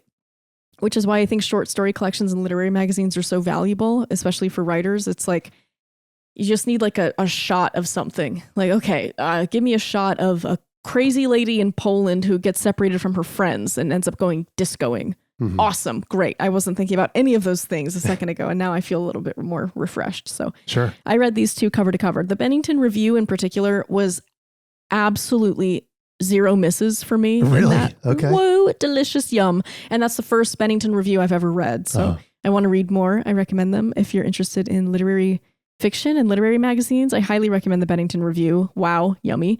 The Ploughshares, I was a little bit more like, what are we doing? You know what it is? It's like Ploughshares. Sometimes people prioritize storytelling and sometimes they prioritize the writing. And I think Ploughshares seems to prioritize the writing. It's calling attention to the writing. Sure. And I don't love writing that calls attention to itself. Yeah. It feels a little bit like I'm being lectured at, or I'm like being beret tipped. Yeah. Or somebody's going, I did in fact get my PhD in English studies. And I'm like, I can tell, Mr. Man, you're using a lot of big words and a lot of semicolons. So yeah. Great. Those are my next two. Next two. Great. My next one, Brandon Sanderson. Again, I know. It was a big Brandon Sanderson year for me. I had to catch up. Wind and Truth, the fifth and final installment of the current era of the Stormlight Archive. So the Stormlight Archive is not done. There are going to be 5 more books that are also 1,200 pages long. What's he running away from? That's a great question. What is he trying to prove here? That is a great question. Where's he going? There's no reason for a series to be that long, actually. I know. There's no story in human history that's that long. They fit the Odyssey in one binding. They did. And let me tell you something. By the end of this book, I felt exactly the same way. Oh boy. I have gone from absolutely loving this series and recommending it to everyone I talk to who vaguely expresses interest in fantasy, to saying, if you read it, stop at number 3. Don't go on. Like, that's how much I dislike the last 2 books of the series. There's too much story. I haven't read a lick of Brandon Sanderson. I don't read fantasy. I mean, clearly you guys are seeing what I read in a year. None of it is fantasy so far. But there is no reason a story needs to be that long. You need somebody to step in and be like, hey, this story's done. Let's go to the next one. Who's doing that for Brandon? I agree. And his big thing is that he has the Cosmere, which is supposed to be his big interconnected universe. All of his novels, most of his novels, take place in the Cosmere.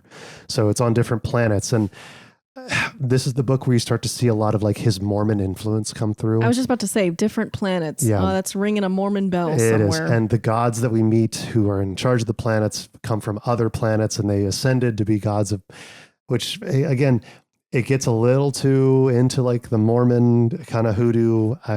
I'm not Mormon, so it does not interest me. That is if you are Mormon and you're into that kind of thing, that's fine. It doesn't interest me. In the same way that, like, Tolkien was Christian, and a lot of his Christian influences come through in his writing. But I was raised Christian. So, I was raised around Christianity. So I understand that reference material a little bit more, right? I also argue that J.R.R. Tolkien, like, that writing is like, yeah, there's some Christian symbolism there, but he's not beating you over the head with it. You know who does is his friend. Who wrote Narnia? C.S. Lewis. C.S. Lewis. Yes. That man was Christian with a capital C and H. Yes. Yes, he was. Christian. So yes, in this final installment of the current era of Stormlight Archive, which is a crazy way to qualify this book, we follow, again, a full cast of characters, I believe in 3 separate groups. The first group is 2 men going on their own little journey, discovering themselves and curing their depression. The second group follows a woman who is a spy, and I dislike her. Shalon, however you say her name. I say it Shalon. I think people say Shalon. I despise her section so much. She is so uninteresting. I don't think Brandon Sanderson wrote her very well. And the third group follows Dalinar Kholin and his wife Navani as they traverse the cognitive realm. I don't even want to get into it. This book was very disappointing in a lot of ways. I think it's a miss for me. I am disappointed. I feel deflated. I feel a little betrayed as a reader. I feel like my time was wasted with it. There were a lot of sections of the book where I was like, I just want to skip this. I know what's going to happen. Nothing. I know these guys are just going to talk for a little while, and then nothing's really going to be super illuminated. The thing that I liked about the original first 3 books was that everything felt really tight. Everything felt really necessary. It felt like everything was building on top of each other. I didn't get that feeling in this one. And the ending was disappointing for me. And after spending 5 books of 1,000+ pages each, working through, I feel like I deserved a little bit more as a reader. You did. You know what I mean? And if that's Sanderson's vision, then that's Sanderson's vision. But it's gotten to the point where, because of Wind and Truth, I don't think I'm going to be picking up the next era of this story. And I think, frankly, I think I'm going to be done reading Sanderson for a little while until I get some glowing reviews from his next series. I think I'm going to be looking at other authors for fantasy for a long, long time. And I don't think I'm going to be going back to Brandon Sanderson. I think he's kind of lost the plot on this one, unfortunately. So that is my very brutally honest review of Sanderson. I'm sorry if you liked Wind and Truth. I know some people have. Some people are really satisfied with it. I'm not one of those people. It feels a little bit like One Piece to me. Are you familiar with One Piece? No. So One Piece is one of the longest running animes that exists right now. It has, I want to say, it has more than 1,150 episodes. What TV series needs to have over that many episodes? I feel exactly the way you feel, which is like, you can tell a better story in less. You didn't need this many episodes. There are so many better. The story ended after season 5. If you need that many episodes to tell a story, you don't. You're not telling a good story. No. And people will defend it with their dying breath. I have so many friends who will defend it with their dying breath of like, no, you don't understand. It's a journey. It's not a journey I want to go on, frankly. And I think Stormlight Archive has officially reached One Piece material for me. I'm sorry, Connor. I know. So, and unfortunately, these 2 books, Rhythm of War and Wind and Truth, killed a lot of my motivation for reading this year. They were massive, massive novels that did not pan out. I finished them. I had to muscle through them, which I normally don't do. And boy, it took the wind out of my sails that I kind of built up in the start of the year with Red Rising. Mm. So I said, I'm finally finished. After 2.2 million words, I'm done with the first arc. Honestly, a little disappointed. I feel like it just got away from Sanderson. And I stand by that feeling. I think it got away from him. And I think he desperately needs somebody to tell him to cut and get more focused. So that's my review, and that's my feelings about Wind and Truth.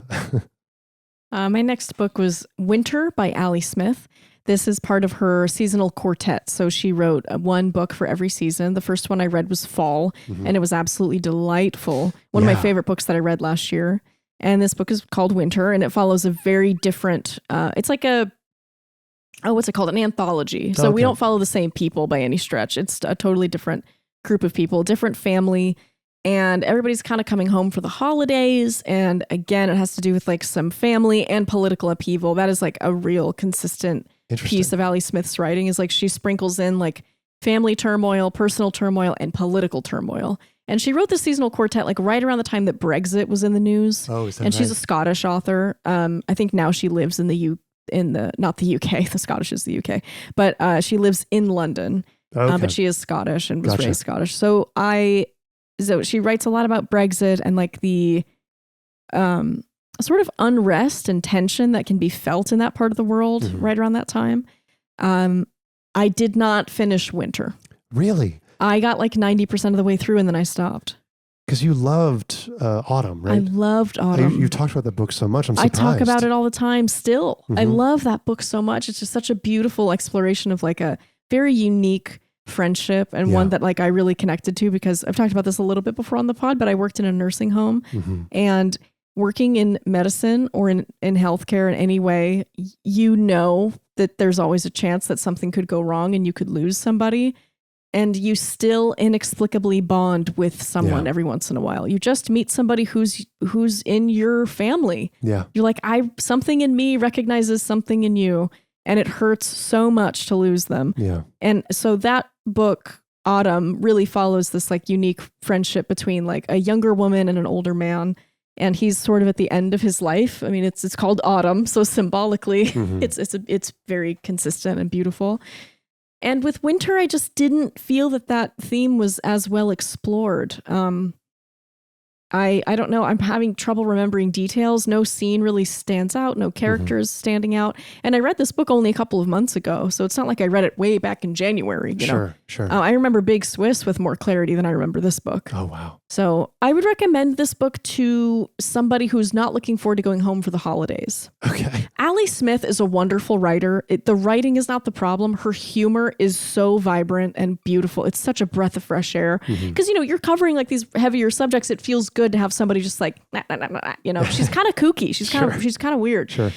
So that's always delightful. It's certainly not a bad book. It's just something was missing for me. There was a je ne sais quoi that was not really present. I think it's important to say, and I know you know this, but I think it's worth saying out loud. Just because we don't like a book doesn't mean it's a bad book, typically. No, I don't know if I read any outright bad books. I read a lot of books this year that are just like not for me. Right. I can see who they're aimed at, though. Right. I feel the same way about the Stormlight Archive books that I read this year. Like, they did not fill me with joy.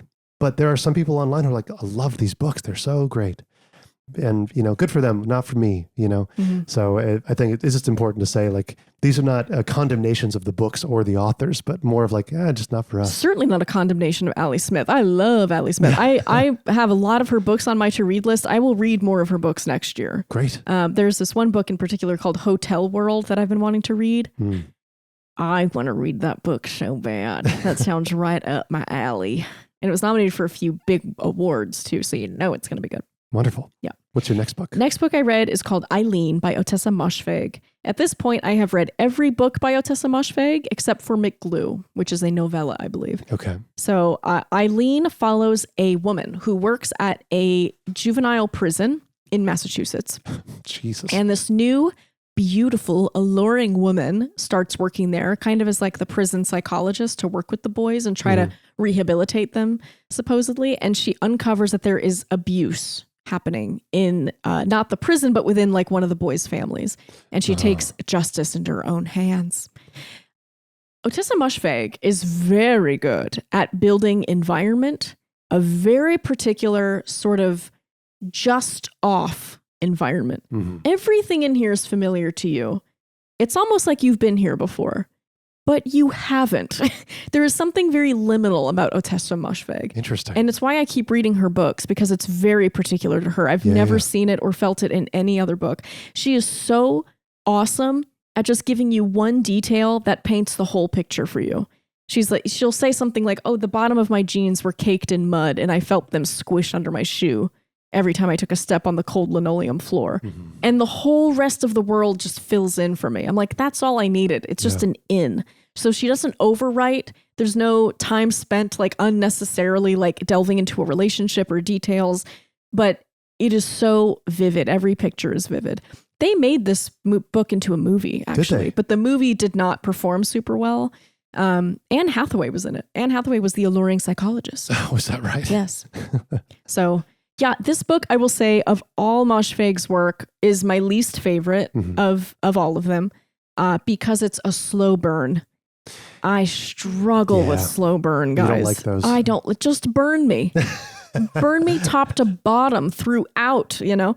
But it takes a long time. You can kind of feel where it's going, and then it doesn't. It doesn't go there. It surprises you. It goes somewhere else. This book was weird in a truly weird way, cool. I would say. And when it does burn, it feels great. The ending is what you need. The ending is what you read the book for. Okay. But I would say the beginning, super solid. I'm into this, yummy in my tummy. The middle is funky. Okay. And the end is a delicious candle that I gobbled right up. So you did like it ultimately? Yes. I would say I would recommend this to your aunt who has been divorced 4 times and now only wears orthopedic shoes. And like she grows her own plants, if you know what I'm saying. That aunt would love this book. Did you read this book or you audiobooked it? I did half and half. Half and half? Yeah. Great. How was the audiobook? Was I it okay? do think the physical book is better than the audiobook. Oh, okay. Yeah. Gotcha. No offense to the actor. The actress who read the audiobook was great. I just think you want to read Moshfegh's words on a page. I'm so unlike you. I cannot do audiobooks. They're just not the format for me. Do you just zone out? Yeah, I need the words. I need to see the words in order to see them. You know what I mean? I can't listen to them. And I enjoy the process of reading sentences, and it's that joy of like seeing something that like really clicks with you. Mm-hmm. I don't know. I've just never been able to get into audiobooks. That's just not my format, but different strokes. Well, great. I'm glad you got a book that you enjoyed while I was slogging through terrible books. It was kind of a rough year for books for both of us, I think. Not a lot of hits. Well, this next one for me was a very big hit.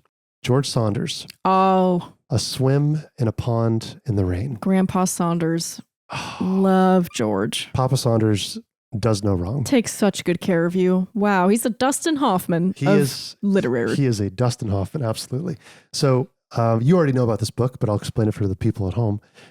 This is a wonderful book about George Saunders' experience as a writing professor. So he teaches a class on Russian literature and I think writing at Syracuse University. That's it. And he has taught that class for many, many years. And this book is his attempt to basically make that class into a book. So the idea is that each kind of section is him going through a Russian master's like short story and breaking it down, explaining it, and having you do that as well, kind of along with him.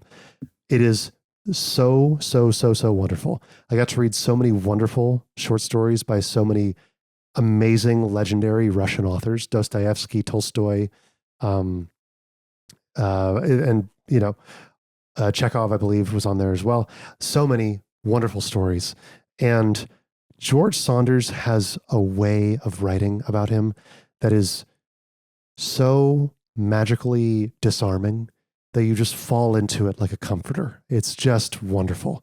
And you also want to pay attention at the same time. It really feels like you're fishing with your granddad, and he's teaching you things that they're life lessons, but they're wrapped up in simple sentences. And he never overwrites. He never wastes your time. He doesn't. He's very effective. Not a second of wasted space. No. And it's just so lovely to spend time with him. If you're a writer, this book is, I think, such an important book to read. The Russian literature world, the Russians were really good at this for whatever reason. They wrote so wonderfully. And it's worth studying them to some degree, I think. And more than that, it teaches you how to write a short story, I think. It breaks down the short story as a format so expertly. And even if you don't want to be a writer, I think if you like short stories, if you like literature, if you like reading, it's an excellent book. I can't recommend it enough. And it's a really quick read as opposed to the other books that I've read. So that was Swim in the Pond in the Rain by George Saunders. My next book is a series of short story collections. I've mentioned this on the channel before. Oh boy. No One Belongs Here More Than You by Miranda July. Yes, this is the one you talked about that George Saunders, I believe, also enjoyed. Yes. Oh no, George Saunders recommended All Fours by Miranda July, which is, I think, her most recent book. Gotcha. This book came out in 2012, I believe, and it's a short story collection. And I would say it's between this and Betty for my favorite book of the year. It's floating between these two. This might be my favorite. Miranda July, this perfectly encapsulates how this book feels. One of the first stories, this woman is like rubbing suntan oil all over herself, and she goes out to her kind of crummy backyard and just lays down in a chair, like one of those lounging chairs, and the oil is like sticking to her pants, and it's really hot and really wet and really uncomfortable, and she's like, I'm just gonna do it. And that is so exactly what this book feels like. Like, it just is delicious. It's so many like little moments of weirdness and loneliness and people who make really strange decisions that do make sense. Yeah. They do, because I think Miranda July does a fabulous job of painting the picture of somebody who would make that crazy decision.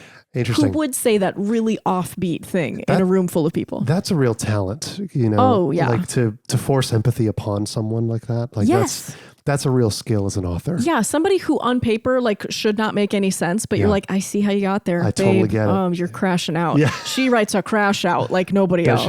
She's really good. Let me see how other people have described this. Award-winning filmmaker and performing artist Miranda July brings her extraordinary talents to the page in a startling, sexy, and tender collection. I would call this tender. Okay. It's tender. I wouldn't call it sexy. I don't know where they're getting sexy. I don't remember a single... There is sex involved in some of these stories, but it's certainly not sexual. Sure. Sure. It's not Brad Pitt in a cowboy hat or anything.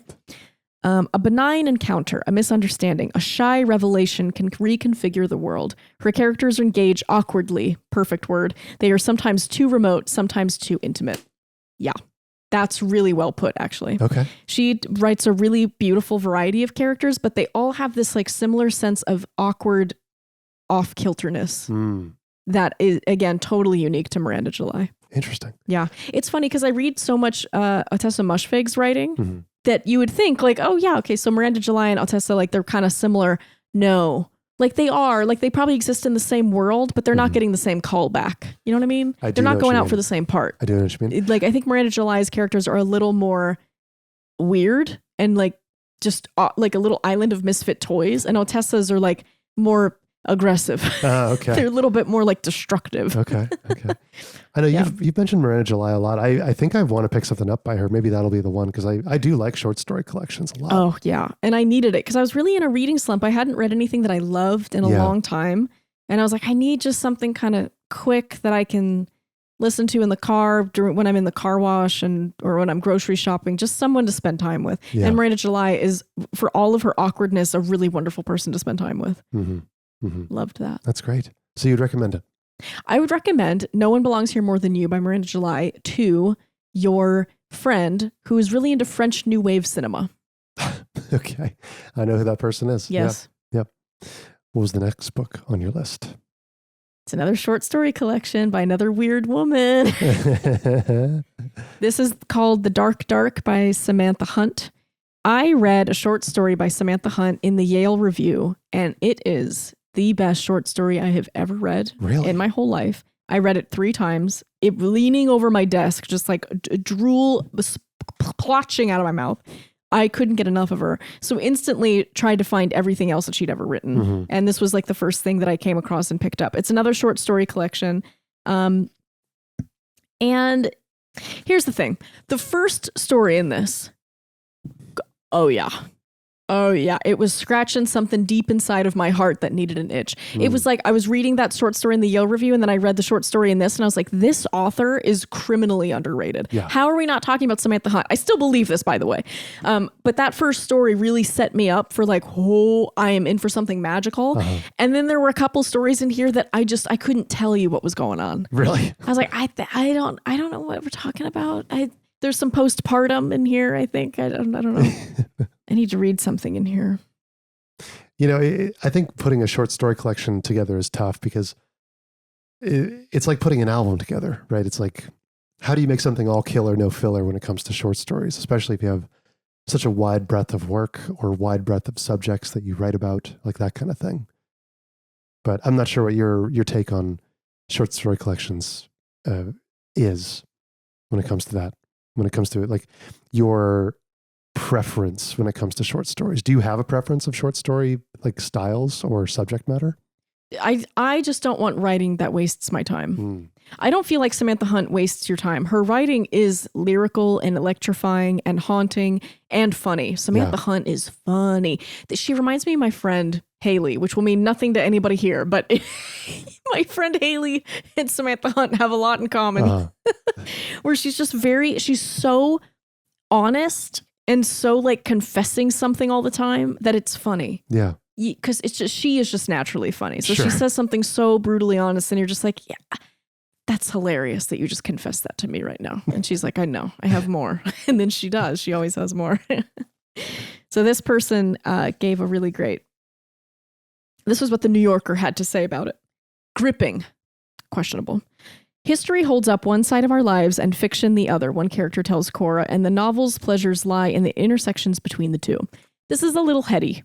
It's a little heady. It's a little slow. Not every short story was a hit, as opposed to No One Belongs Here More Than You with Miranda July. I feel like every story I got a huge like bubble bursting moment from. With this one, it was a little bit more like, okay, yeah, And then the next story would hit and I'd be like, oh yeah, no, that's the stuff. And then the next one I'd be like, okay.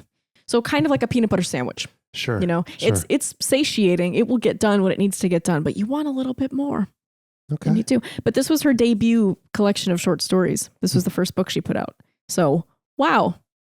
That's humiliating for me that this was your debut. That's great. That's great. Yeah, Samantha Hunt. Cannot recommend her enough. I read a few of her books this year and I love her. My next book is physical copy. Hold on. Oh, I remember you reading this. The Assassin's Apprentice. Gosh, this book is incredibly special. This book is so incredibly special. You kept you would be reading it and then you'd put it down and you'd be like, Lindsay, I think even you would enjoy this. I think you would love this book. I would say forget about Name of the Wind. Read this. Interesting. I really would say those are that. big words. I love Name of the Wind. This is a beautifully well done and devastating fantasy novel. It doesn't get too much into the woo-woo. It gets a little bit into the woo-woo, but it is wonderful. Young Fitz is the bastard son of the noble Prince Chivalry, raised in the shadow of the royal court by his father's gruff stableman. Fitz is treated as an outcast by all the royalty except the devious King Shrewd, who has him secretly tutored in the arts of the assassin. For in Fitz's blood runs the magic skill, and the darker knowledge of a child raised with the stable hounds and rejected by his family. As barbarous raiders ravage the coast, Fitz is growing to manhood.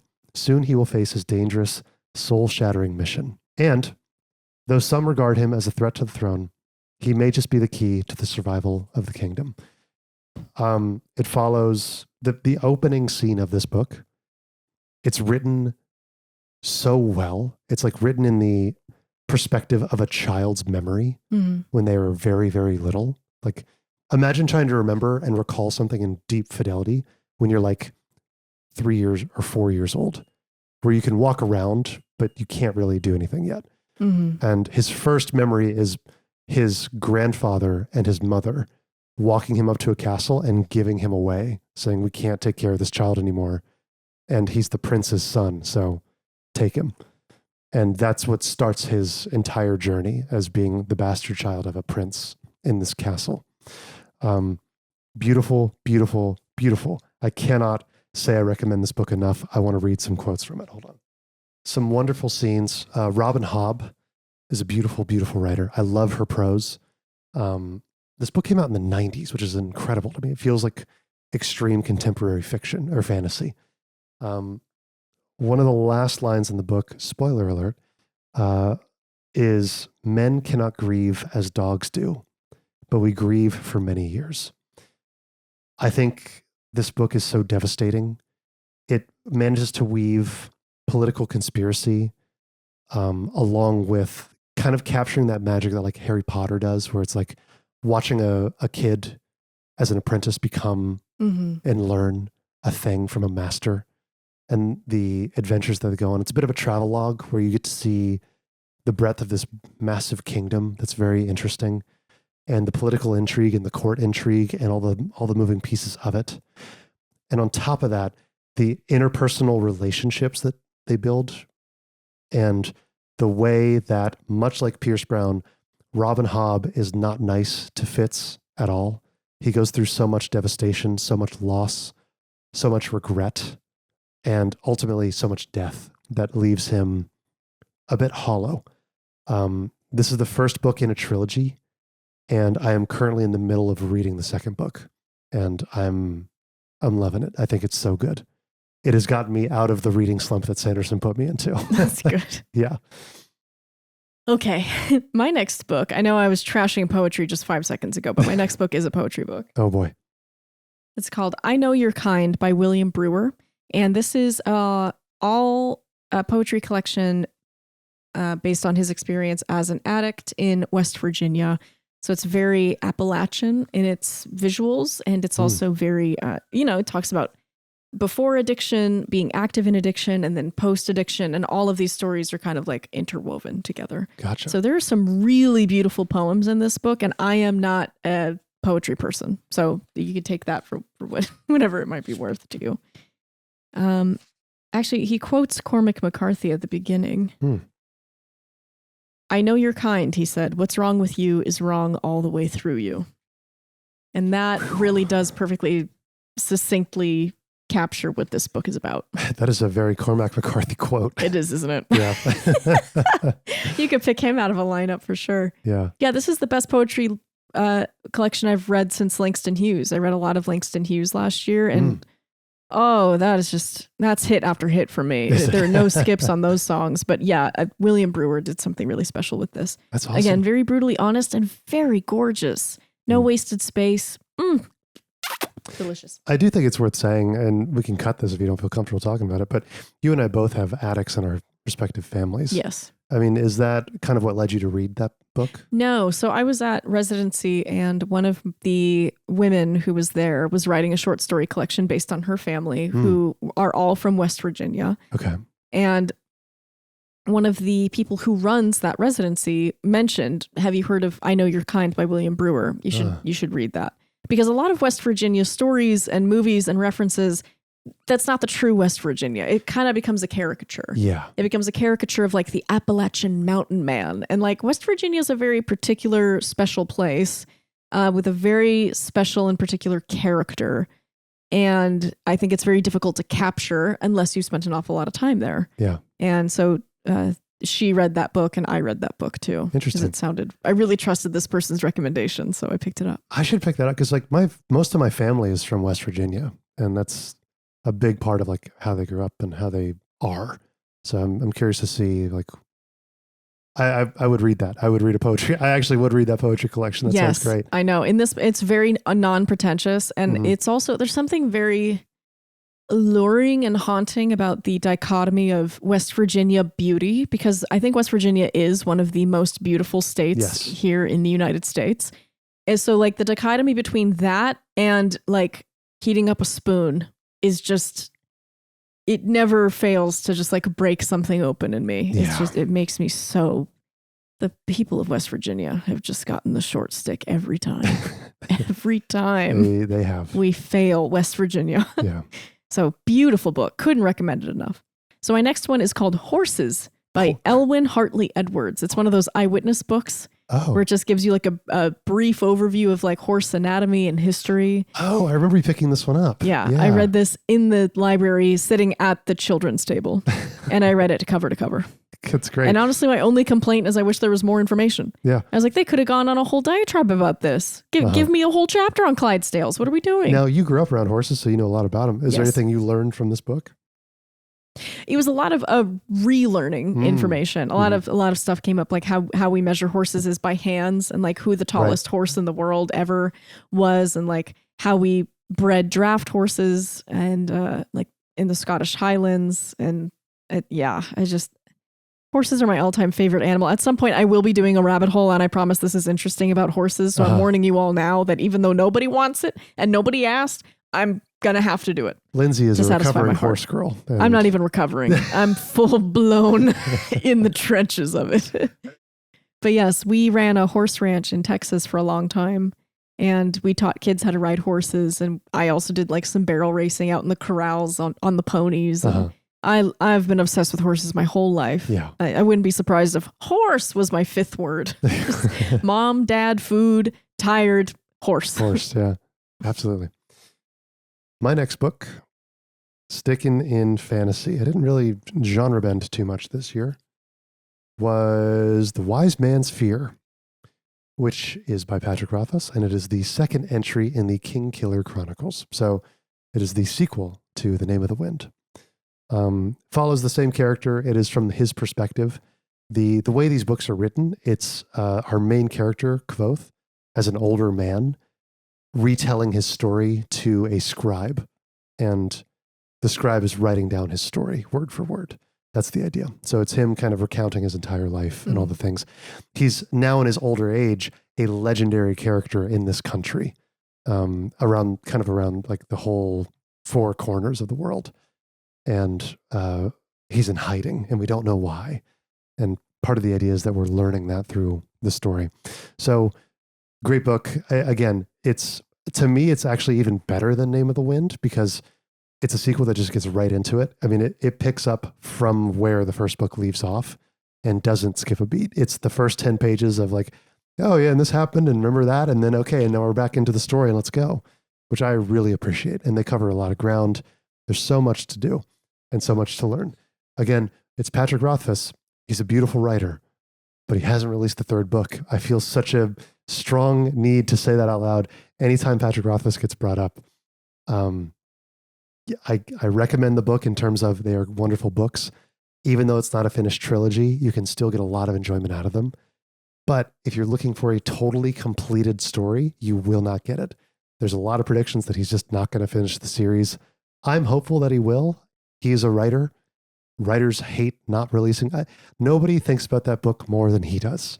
Yeah, you know? That's always, you've told me about this drama in the Patrick Rothfuss fandom. Yes. Where they're really pushing him to make that book. And I'm like, do you think anybody wants that book done more than Patrick does? I know.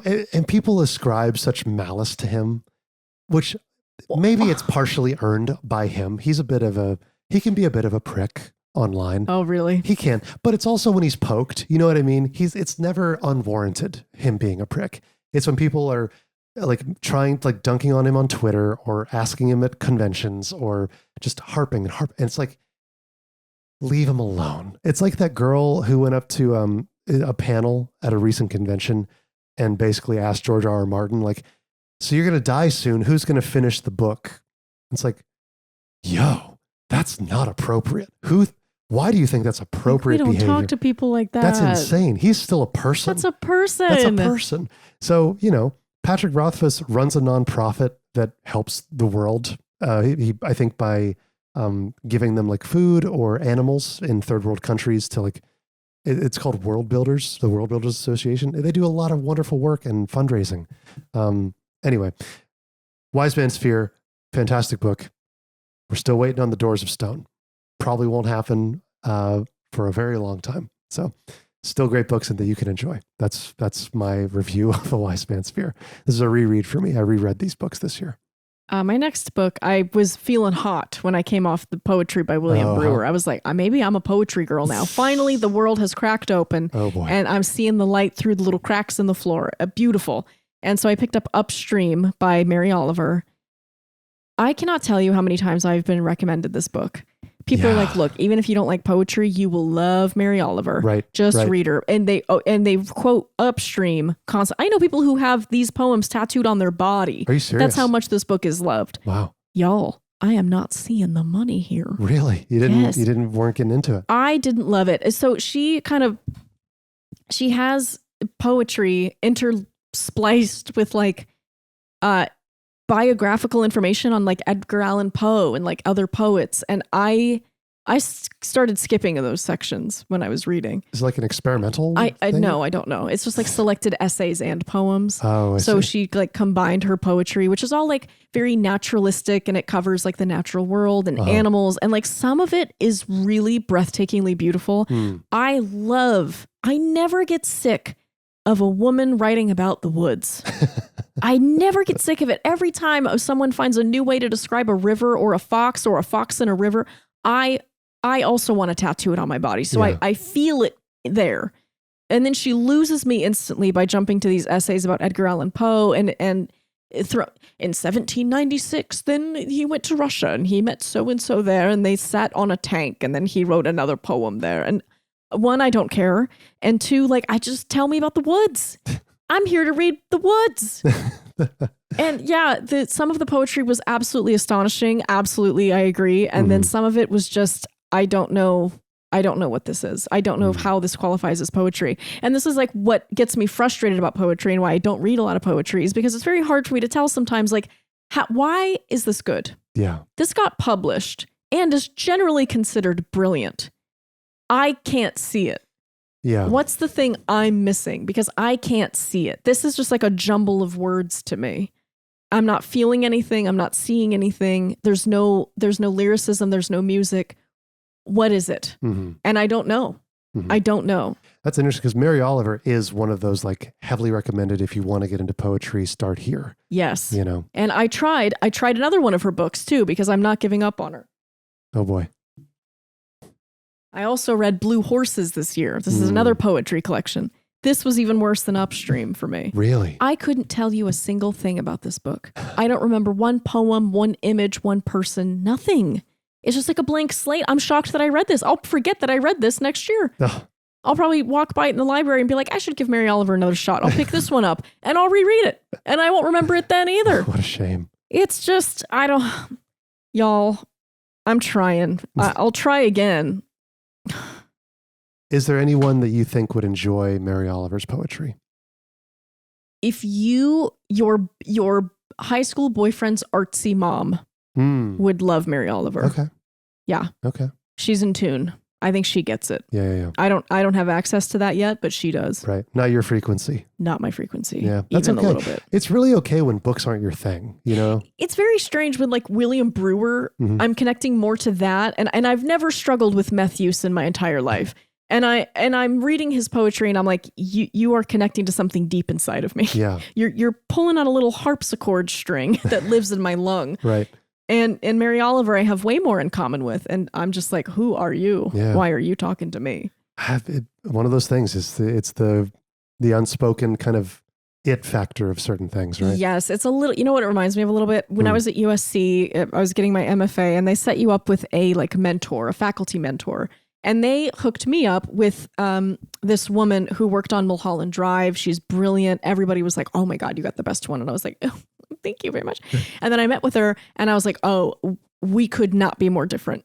Is that right? We could not be more different. We have nothing in common. We don't work the same way. We're not drawn to the same stories. We don't talk about art the same way. Talking to her, it was like I was speaking ancient Greek and she was speaking like an alien language. Yeah. Just it lasted 30 minutes and I never met with her again because I was like, we can't speak. Oh man, that's tough. And that's how it feels with Mary Oliver a little bit. She also lived in Provincetown in Massachusetts later in her life, and she wrote some poetry about that time and some essays about that time. And that was interesting to me only because I'm interested in Provincetown in Massachusetts, and I want to visit and I kind of want to live there. Yeah. But it's expensive. It's very expensive. So, yeah. The gays have good taste. It's expensive there. All right. My next book is one that it's the most recent one that I've finished. You know exactly which book this is. Is this one of my recommendations? It is a recommendation from Lindsay that I picked up from Barnes & Noble. Yay! It's called In Cold Blood by Truman Capote. One of my all-time favorites. What a beautiful, haunting, disturbing, lovely book. Gosh, Truman Capote was a master at what he was doing here. And one of the rare cases where he got to enjoy the fruits of his labor while he was alive. He really did. Yeah. I know. We watched that movie Capote shortly. Like I was finishing this book as we were playing the movie. Mm-hmm. And yeah, the fact that he never wrote another novel like this that's crazy to me. I think he got so personally entrenched in this story that he couldn't write.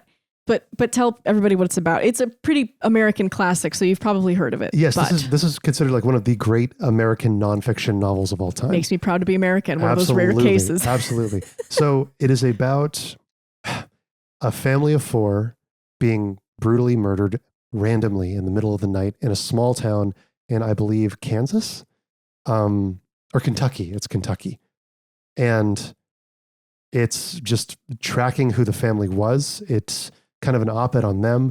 It talks about the entire town.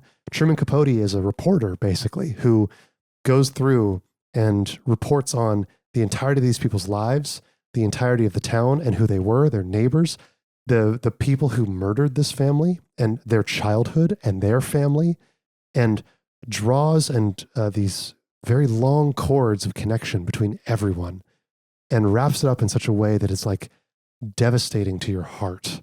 And I was disturbed as a reader by how connected I felt to the murderers in this book.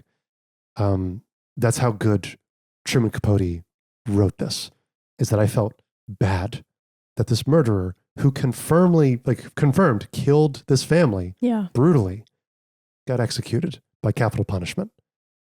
It bummed me out. I was like, what a heartbreaking scenario. It is human through and through. It is truly humanist writing. Truman Capote understood the undercurrents of what it meant to be a human in this time. and he captured it so vividly. I cannot recommend In Cold Blood enough. Neither can I. Lindsay gave me the perfect recommendation. And this is the last book that I have finished on my list this year. And that is, I've got a couple books that I'm reading right now, but this is the last one. You're leaving on a really good note. Yeah. Okay, we have a few more books that I read this year. Next up is a book that I don't want to talk about. Oh boy. If We Were Villains by M.L. Rio. I'm going to need all of you who told me to read this after you told me, oh, you're into theater. Oh, you'll love this book. Oh, you like Donna Tartt. Oh, you'll love this book. I'm going to need all of you to light something that you love on fire tonight. I read this book and I did not want to read this book. This book it follows a troupe of theater students at an elite Northeastern college. Is this sounding familiar to anybody? We'll just hold on a moment. And then everything is like all peachy keen and like a little pretentious, but that's fine until one of them gets brutally murdered. Is this reminding anybody of another book that exists in the world already? And it's about that. It's about the fallout of that really crazy scenario and the build up to what happened and why. And here's the thing, and here's why. It's because M.L. Rio really likes Donna Tartt and really wanted to write The Secret History. And here's the thing. I'm reading The Secret History right now, and I am savoring it because every time I read 5 pages of Donna Tartt's writing, I want to jump out of my skin and start writing immediately. Yes. It lights something up in me. It makes me love books. It makes me love writing. It makes me love world building. And it's so easy to lose that because there's so much else to do in the world that I get Donna Tartt is special. She is we need to put a bust of her up in Central Park. I mean, I'm so serious. You and I talked about it. I truly think Donna Tartt will be considered classic literature in 70 years. Oh, without a doubt. Yeah. She will be taught in schools. Yes. She is that good. I'm so not kidding.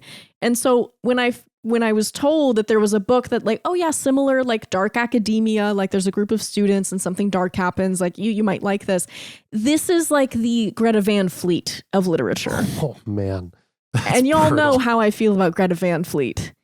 There is such a thing as mimicry. When you're starting off as a young artist, you find something that you love and you just end up trying to do that. Sure. I did it with Wes Anderson. I watched The Grand Budapest Hotel when I was in college and I was like, that's what I want to make. That's the thing. And I wrote a really bad version of The Grand Budapest Hotel. Sure. What I didn't do was then go get it produced and made and pass it off like it's my own work because I just wanted to see what my version of Grand Budapest Hotel would turn out to be. Right. And I realized, it's bad.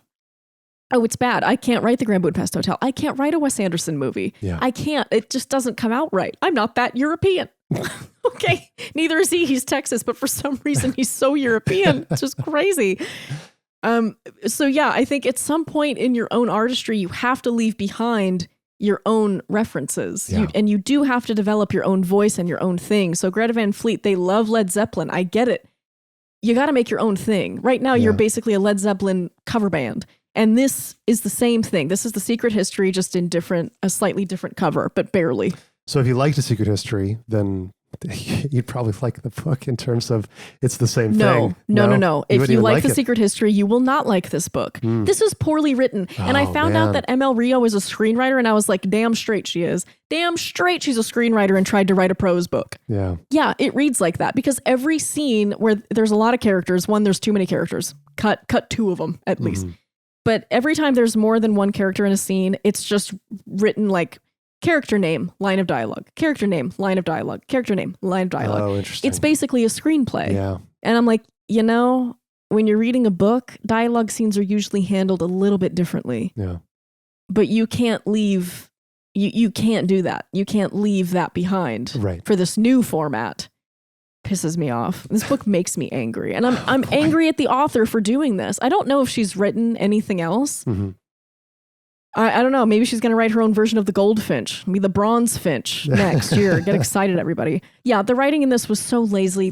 There was nothing exciting about this. There was nothing fresh. There was nothing new. There was nothing M.L. Rio about it. Really? No. And also, we're following theater students instead of classics students. And M.L. Rio was a theater student in college. So you would expect a little bit more inside baseball. You'd expect a little bit more deep cut because the classics that Donna Tartt is writing about, that's some deep shit. Yes, it is. Donna Tartt is very smart. She knows a lot about the classics. And I know a lot about the classics because that's part of what I studied in college. And I still have a hard time being like, well, whoa, okay, I'm struggling to follow what they're doing because they're doing some advanced stuff. They're studying Shakespeare and we're not even talking about breath, not one time. Fuck off with this book. So you didn't like it? That was my least favorite book of this year. Okay. By far. Okay. Fuck that book. All right, the next book was called The Seas by Samantha Hunt. You might recognize from a lot of other things I read this year. The Seas is a book about grief, which is a thing that I'm obsessed with. I'm obsessed with grief. I write a lot about grief. I can't get enough of it. Samantha Hunt wrote this book about a woman who becomes really obsessed with this veteran who has just returned from Iraq, and he's very hot and cold with her. It's a situationship, and he's very hot and cold. He's suffering from PTSD and like a slew of other problems. And so is she. She believes firmly that she is a mermaid, which sounds very funky and wild. And it is at the beginning, and then it gets real sad towards the end. It just gets darker and darker, and you see where it's descending to, and you're like, oh no. Oh no. Oh, the sins of the father. And you just watch her crash and burn. And that's it. That is what that book is about. Again, thin plot, you could say. Mm-hmm. Did you enjoy it? I can't say I enjoyed it. No. I did prefer the dark. I think that was a Samantha Hunt book that I enjoyed a little bit more. Okay. A little bit more variety. This felt a little bit more one note to me. And I didn't know what the subject matter was at all when I picked it up. I heard that it was about grief, and I saw Samantha Hunt's name attached, and I got the book. Sure. And that was all I needed to know. Sure. So it was fine. I would recommend this book to somebody who is just getting into writing. Oh, okay. Because Samantha Hunt's writing is still fantastic. Again, the writing is not the problem. Her writing is muy gusto. I don't say like I'm running out of words for it, but it's fantabulous. Yeah. But yeah, this book is not fantabulous. Last book that I have finished as of the recording of this video is a Murakami book called After Dark. Haruki Murakami. Yes. Okay. I have not read a Haruki Murakami book before. I've read a couple of his novels. What do you think about Haruki Murakami? I didn't say his name right. Haruki Murakami. I struggle with Haruki Murakami. I do too. Because he is a great writer. He is a very good user of words. Or I should say his translator is very good at translating whatever he is doing. It's originally written in Japanese, translated into English. He's a Japanese Cannot author. Be overlooked, yeah. I sometimes wonder if, because we are a Western audience, how much the like Japanese or Eastern influence of his story structure, it's unique to the Western eye. And I wonder how much of that is like carrying or overshadowing kind of the negatives of his work, I would say. It's kind of like surrealist movies where it's like, this is so surreal that it's hard to even judge, where it's like how do you even talk about this as a piece of art because it's so surreal, I struggle with like, what's the point? That's kind of what I was left with after this book. I haven't read After Dark. What is After Dark about? After Dark is about, let's just read this. 19-year-old Mari is waiting out the night in an anonymous Denny's when she meets a young man who insists he knows her older sister, thus setting her on an odyssey through the sleeping city. It all takes place in one night, and this woman is at a diner and she's reading a book, and this guy comes over and is like, oh, I know you through your sister, right? And they're talking, and it's like, oh yeah, they're kind of flirtatious, but he seems more interested in her sister. And then it kind of intercuts, and her sister's like in this really deep sleep, and it's not clear if like she's been kidnapped or is she just having a really weird nightmare, or is she just sleeping and everything's normal. But it's a little like hard to tell what's going on there. And then there is this love hotel, which you bring prostitutes to, and you sleep with them. It's a Japanese thing. It's a Japanese thing. And there's a couple of scenes that take place there, and you kind of meet this like underworld of people who work at the love hotel, and they work with the women at the love hotel and all the god awful things that happen there. And that's kind of it. It's kind of like a series of, it's a little bit like Evenings and Weekends. Okay. Sure. But set in what feels like Tokyo at 2 a.m. Everything, it's got all the trappings of a Haruki Murakami novel. A little magical realism, a little bit, I'm assuming, not great depictions of women generally. Okay, here's the thing. I haven't read a Murakami book before. I intend to read more of him next year. He's written so many books. He has. He's written a ton. So I got to give him more chances than this, but the way he writes women, it's not great, is really concerning to me. The main character is a woman. I can't give you one adjective. Yeah. Not one. I told and he you, doesn't give her one adjective. No, he doesn't. He never does. I read IQ 84, and that's exactly how I would describe that as well. Blank sheet of paper. Blank sheet of paper, and it's a main character that you're with for 1,000 pages. Yes. And I couldn't give you a personality. No. And the way he's very horny. Yes. A lot of sexual, if not even innuendo, it's just blatant sexual like proclivity and energy like that he puts out. And not awesome. I don't think he handles women very well. No, and it's too bad because a lot of the book takes place between Mari and this like guy, and the guy is so specific. Yeah, it's like he feels like an amalgamation of like 5 people I know and 2 people that I don't. That's how he writes. He's so vivid. It's very odd how he writes. And things. then the woman who is supposed to be like us. Nothing. I seriously don't know how to describe her at all, or her sister, or any of the women at the Love Hotel. Yeah. It's like he gives them all very unique haircuts. And that is how we are supposed to, that's the buzz cut lady, and that's the lady with red hair. Oh my gosh. This is the lady with the bob. That's really what he does in so many novels. Did he do it in IQ 84? He does it in IQ 84. Come on. Women have hair. Is that that's where we're at? Oh man. But yeah. I know, but I was really into the concept of this idea because it all takes place in the deep hours of the night in Tokyo or some like major Japanese city. I keep imagining Tokyo just because Tokyo, I've never been to Tokyo. And so it has this like glimmer sheen of like a new city I've never been to thing. So and it opens with a woman reading alone at a diner. And I'm just like, it had all the trappings for me. And then it really didn't deliver. And I was left feeling like, what's the point of this? What are we exploring? What's happening? I know. Why? That's kind of Murakami in a nutshell. Some of his books really hit and some of his books really miss. And it just kind of depends on who you are as a person. Yeah. You know, like which ones hit, which ones don't.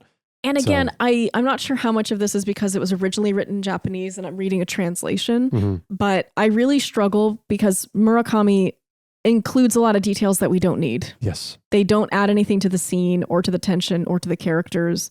It's just more sentences.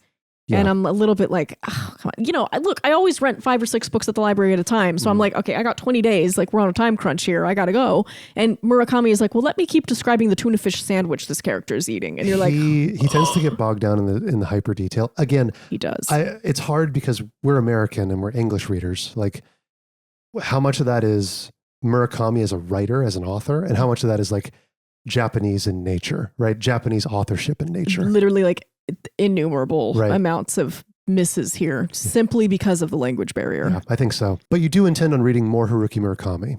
Yes. I'm going to give him a few more shots next year. I have a few books on my to read. He has some really giant books. He does. And then he has some books that are like this size. I think I'm going to keep aiming for this size just until I find something that makes me go, oh, I see it. I see the thing. But yeah, I would recommend this book to the annoying man in your life. That's a good way to recommend it. Yeah. I will say, I think his short stories are where he really shines. I think his short stories are wonderful. He has a good way of writing nostalgia. He's very good at capturing the feeling of nostalgia in short story. Okay. Yeah. Well, we're recording this before the end of the year, so I think we're going to finish a few more books before the end of the year. What are you currently reading? So currently, I'm reading the second book in the Assassin's Apprentice series, which I believe is called The Royal Assassin. I just started it, I believe, yesterday. I'm also reading a book called The Paper Menagerie, which is by an author named Ken Liu, who did the translation for The Three-Body Problem. He's a Chinese, and I think he's a Chinese author who lives in America now. Beautiful, beautiful writing. It's a short story collection of science fiction and fantasy, which to me, like science fiction works so well in short story. When a science fiction short story hits, it hits like lightning. It's so good. It gets me pumped up. Paper Menagerie is excellent. And I'm reading that because I want to read his fantasy series next, which is called The Dandelion Dynasty. That starts with A Grace of Kings, I believe is the first book.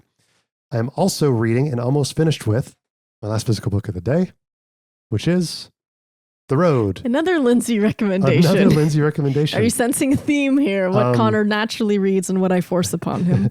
The Road by Cormac McCarthy, which is funny because like this has been on my to-read list for so long, but I think the fact that you pushed me to read it made it move up the list a little bit. We got this when we were on a road trip up north to, I forget the name of the town, but a little outdoor bookshop. I'm sure we got a video that I'll put or something. Bart's in Ojai. Bart's in Ojai. That's right. A beautiful, I think it's the biggest outdoor bookshop in North America. My God, what a depressing and devastating book this is. I'm almost done with it. I've got, I think maybe a third of it left or a quarter of it left. Cormac McCarthy is one of my favorite authors. Holy God. Every line. He is amazing at what he does. Unbelievable what he did. It's truly like he is a writer above. Like his skill with the language is, and it's very American. Like he is deeply an American author. Like so good. I can't thank you enough for recommending this book to me. I'll be finishing it before the end of the year. I'm so excited. Yeah. Okay. I'm reading a couple of books too. 2 of them are for podcast episodes, so I'm not going to tell you guys what they are because they'll give them away. Okay. But they are both historical nonfiction, and they're both chunky boys. Gotcha. So, but I'm probably going to finish both of them by the end of the year. And then I'm listening to an audiobook right now called The Liars Club by Mary Carr. This is a memoir about a woman who lived in East Texas, and both of her parents were addicted to drugs. And so it's a lot about like her childhood and then her own journey, like getting addicted to drugs. And then, and so far, I think I'm only like 15% of the way through. Oh, she's a good writer. Yeah. Oh, I'm hooked instantly. I'm in there. Yes, I've read a book by her. Really? Yeah, I've brought it with me. It's The Art of the Memoir. Interesting. It is a very good book. I would recommend it to anybody who wants to write nonfiction.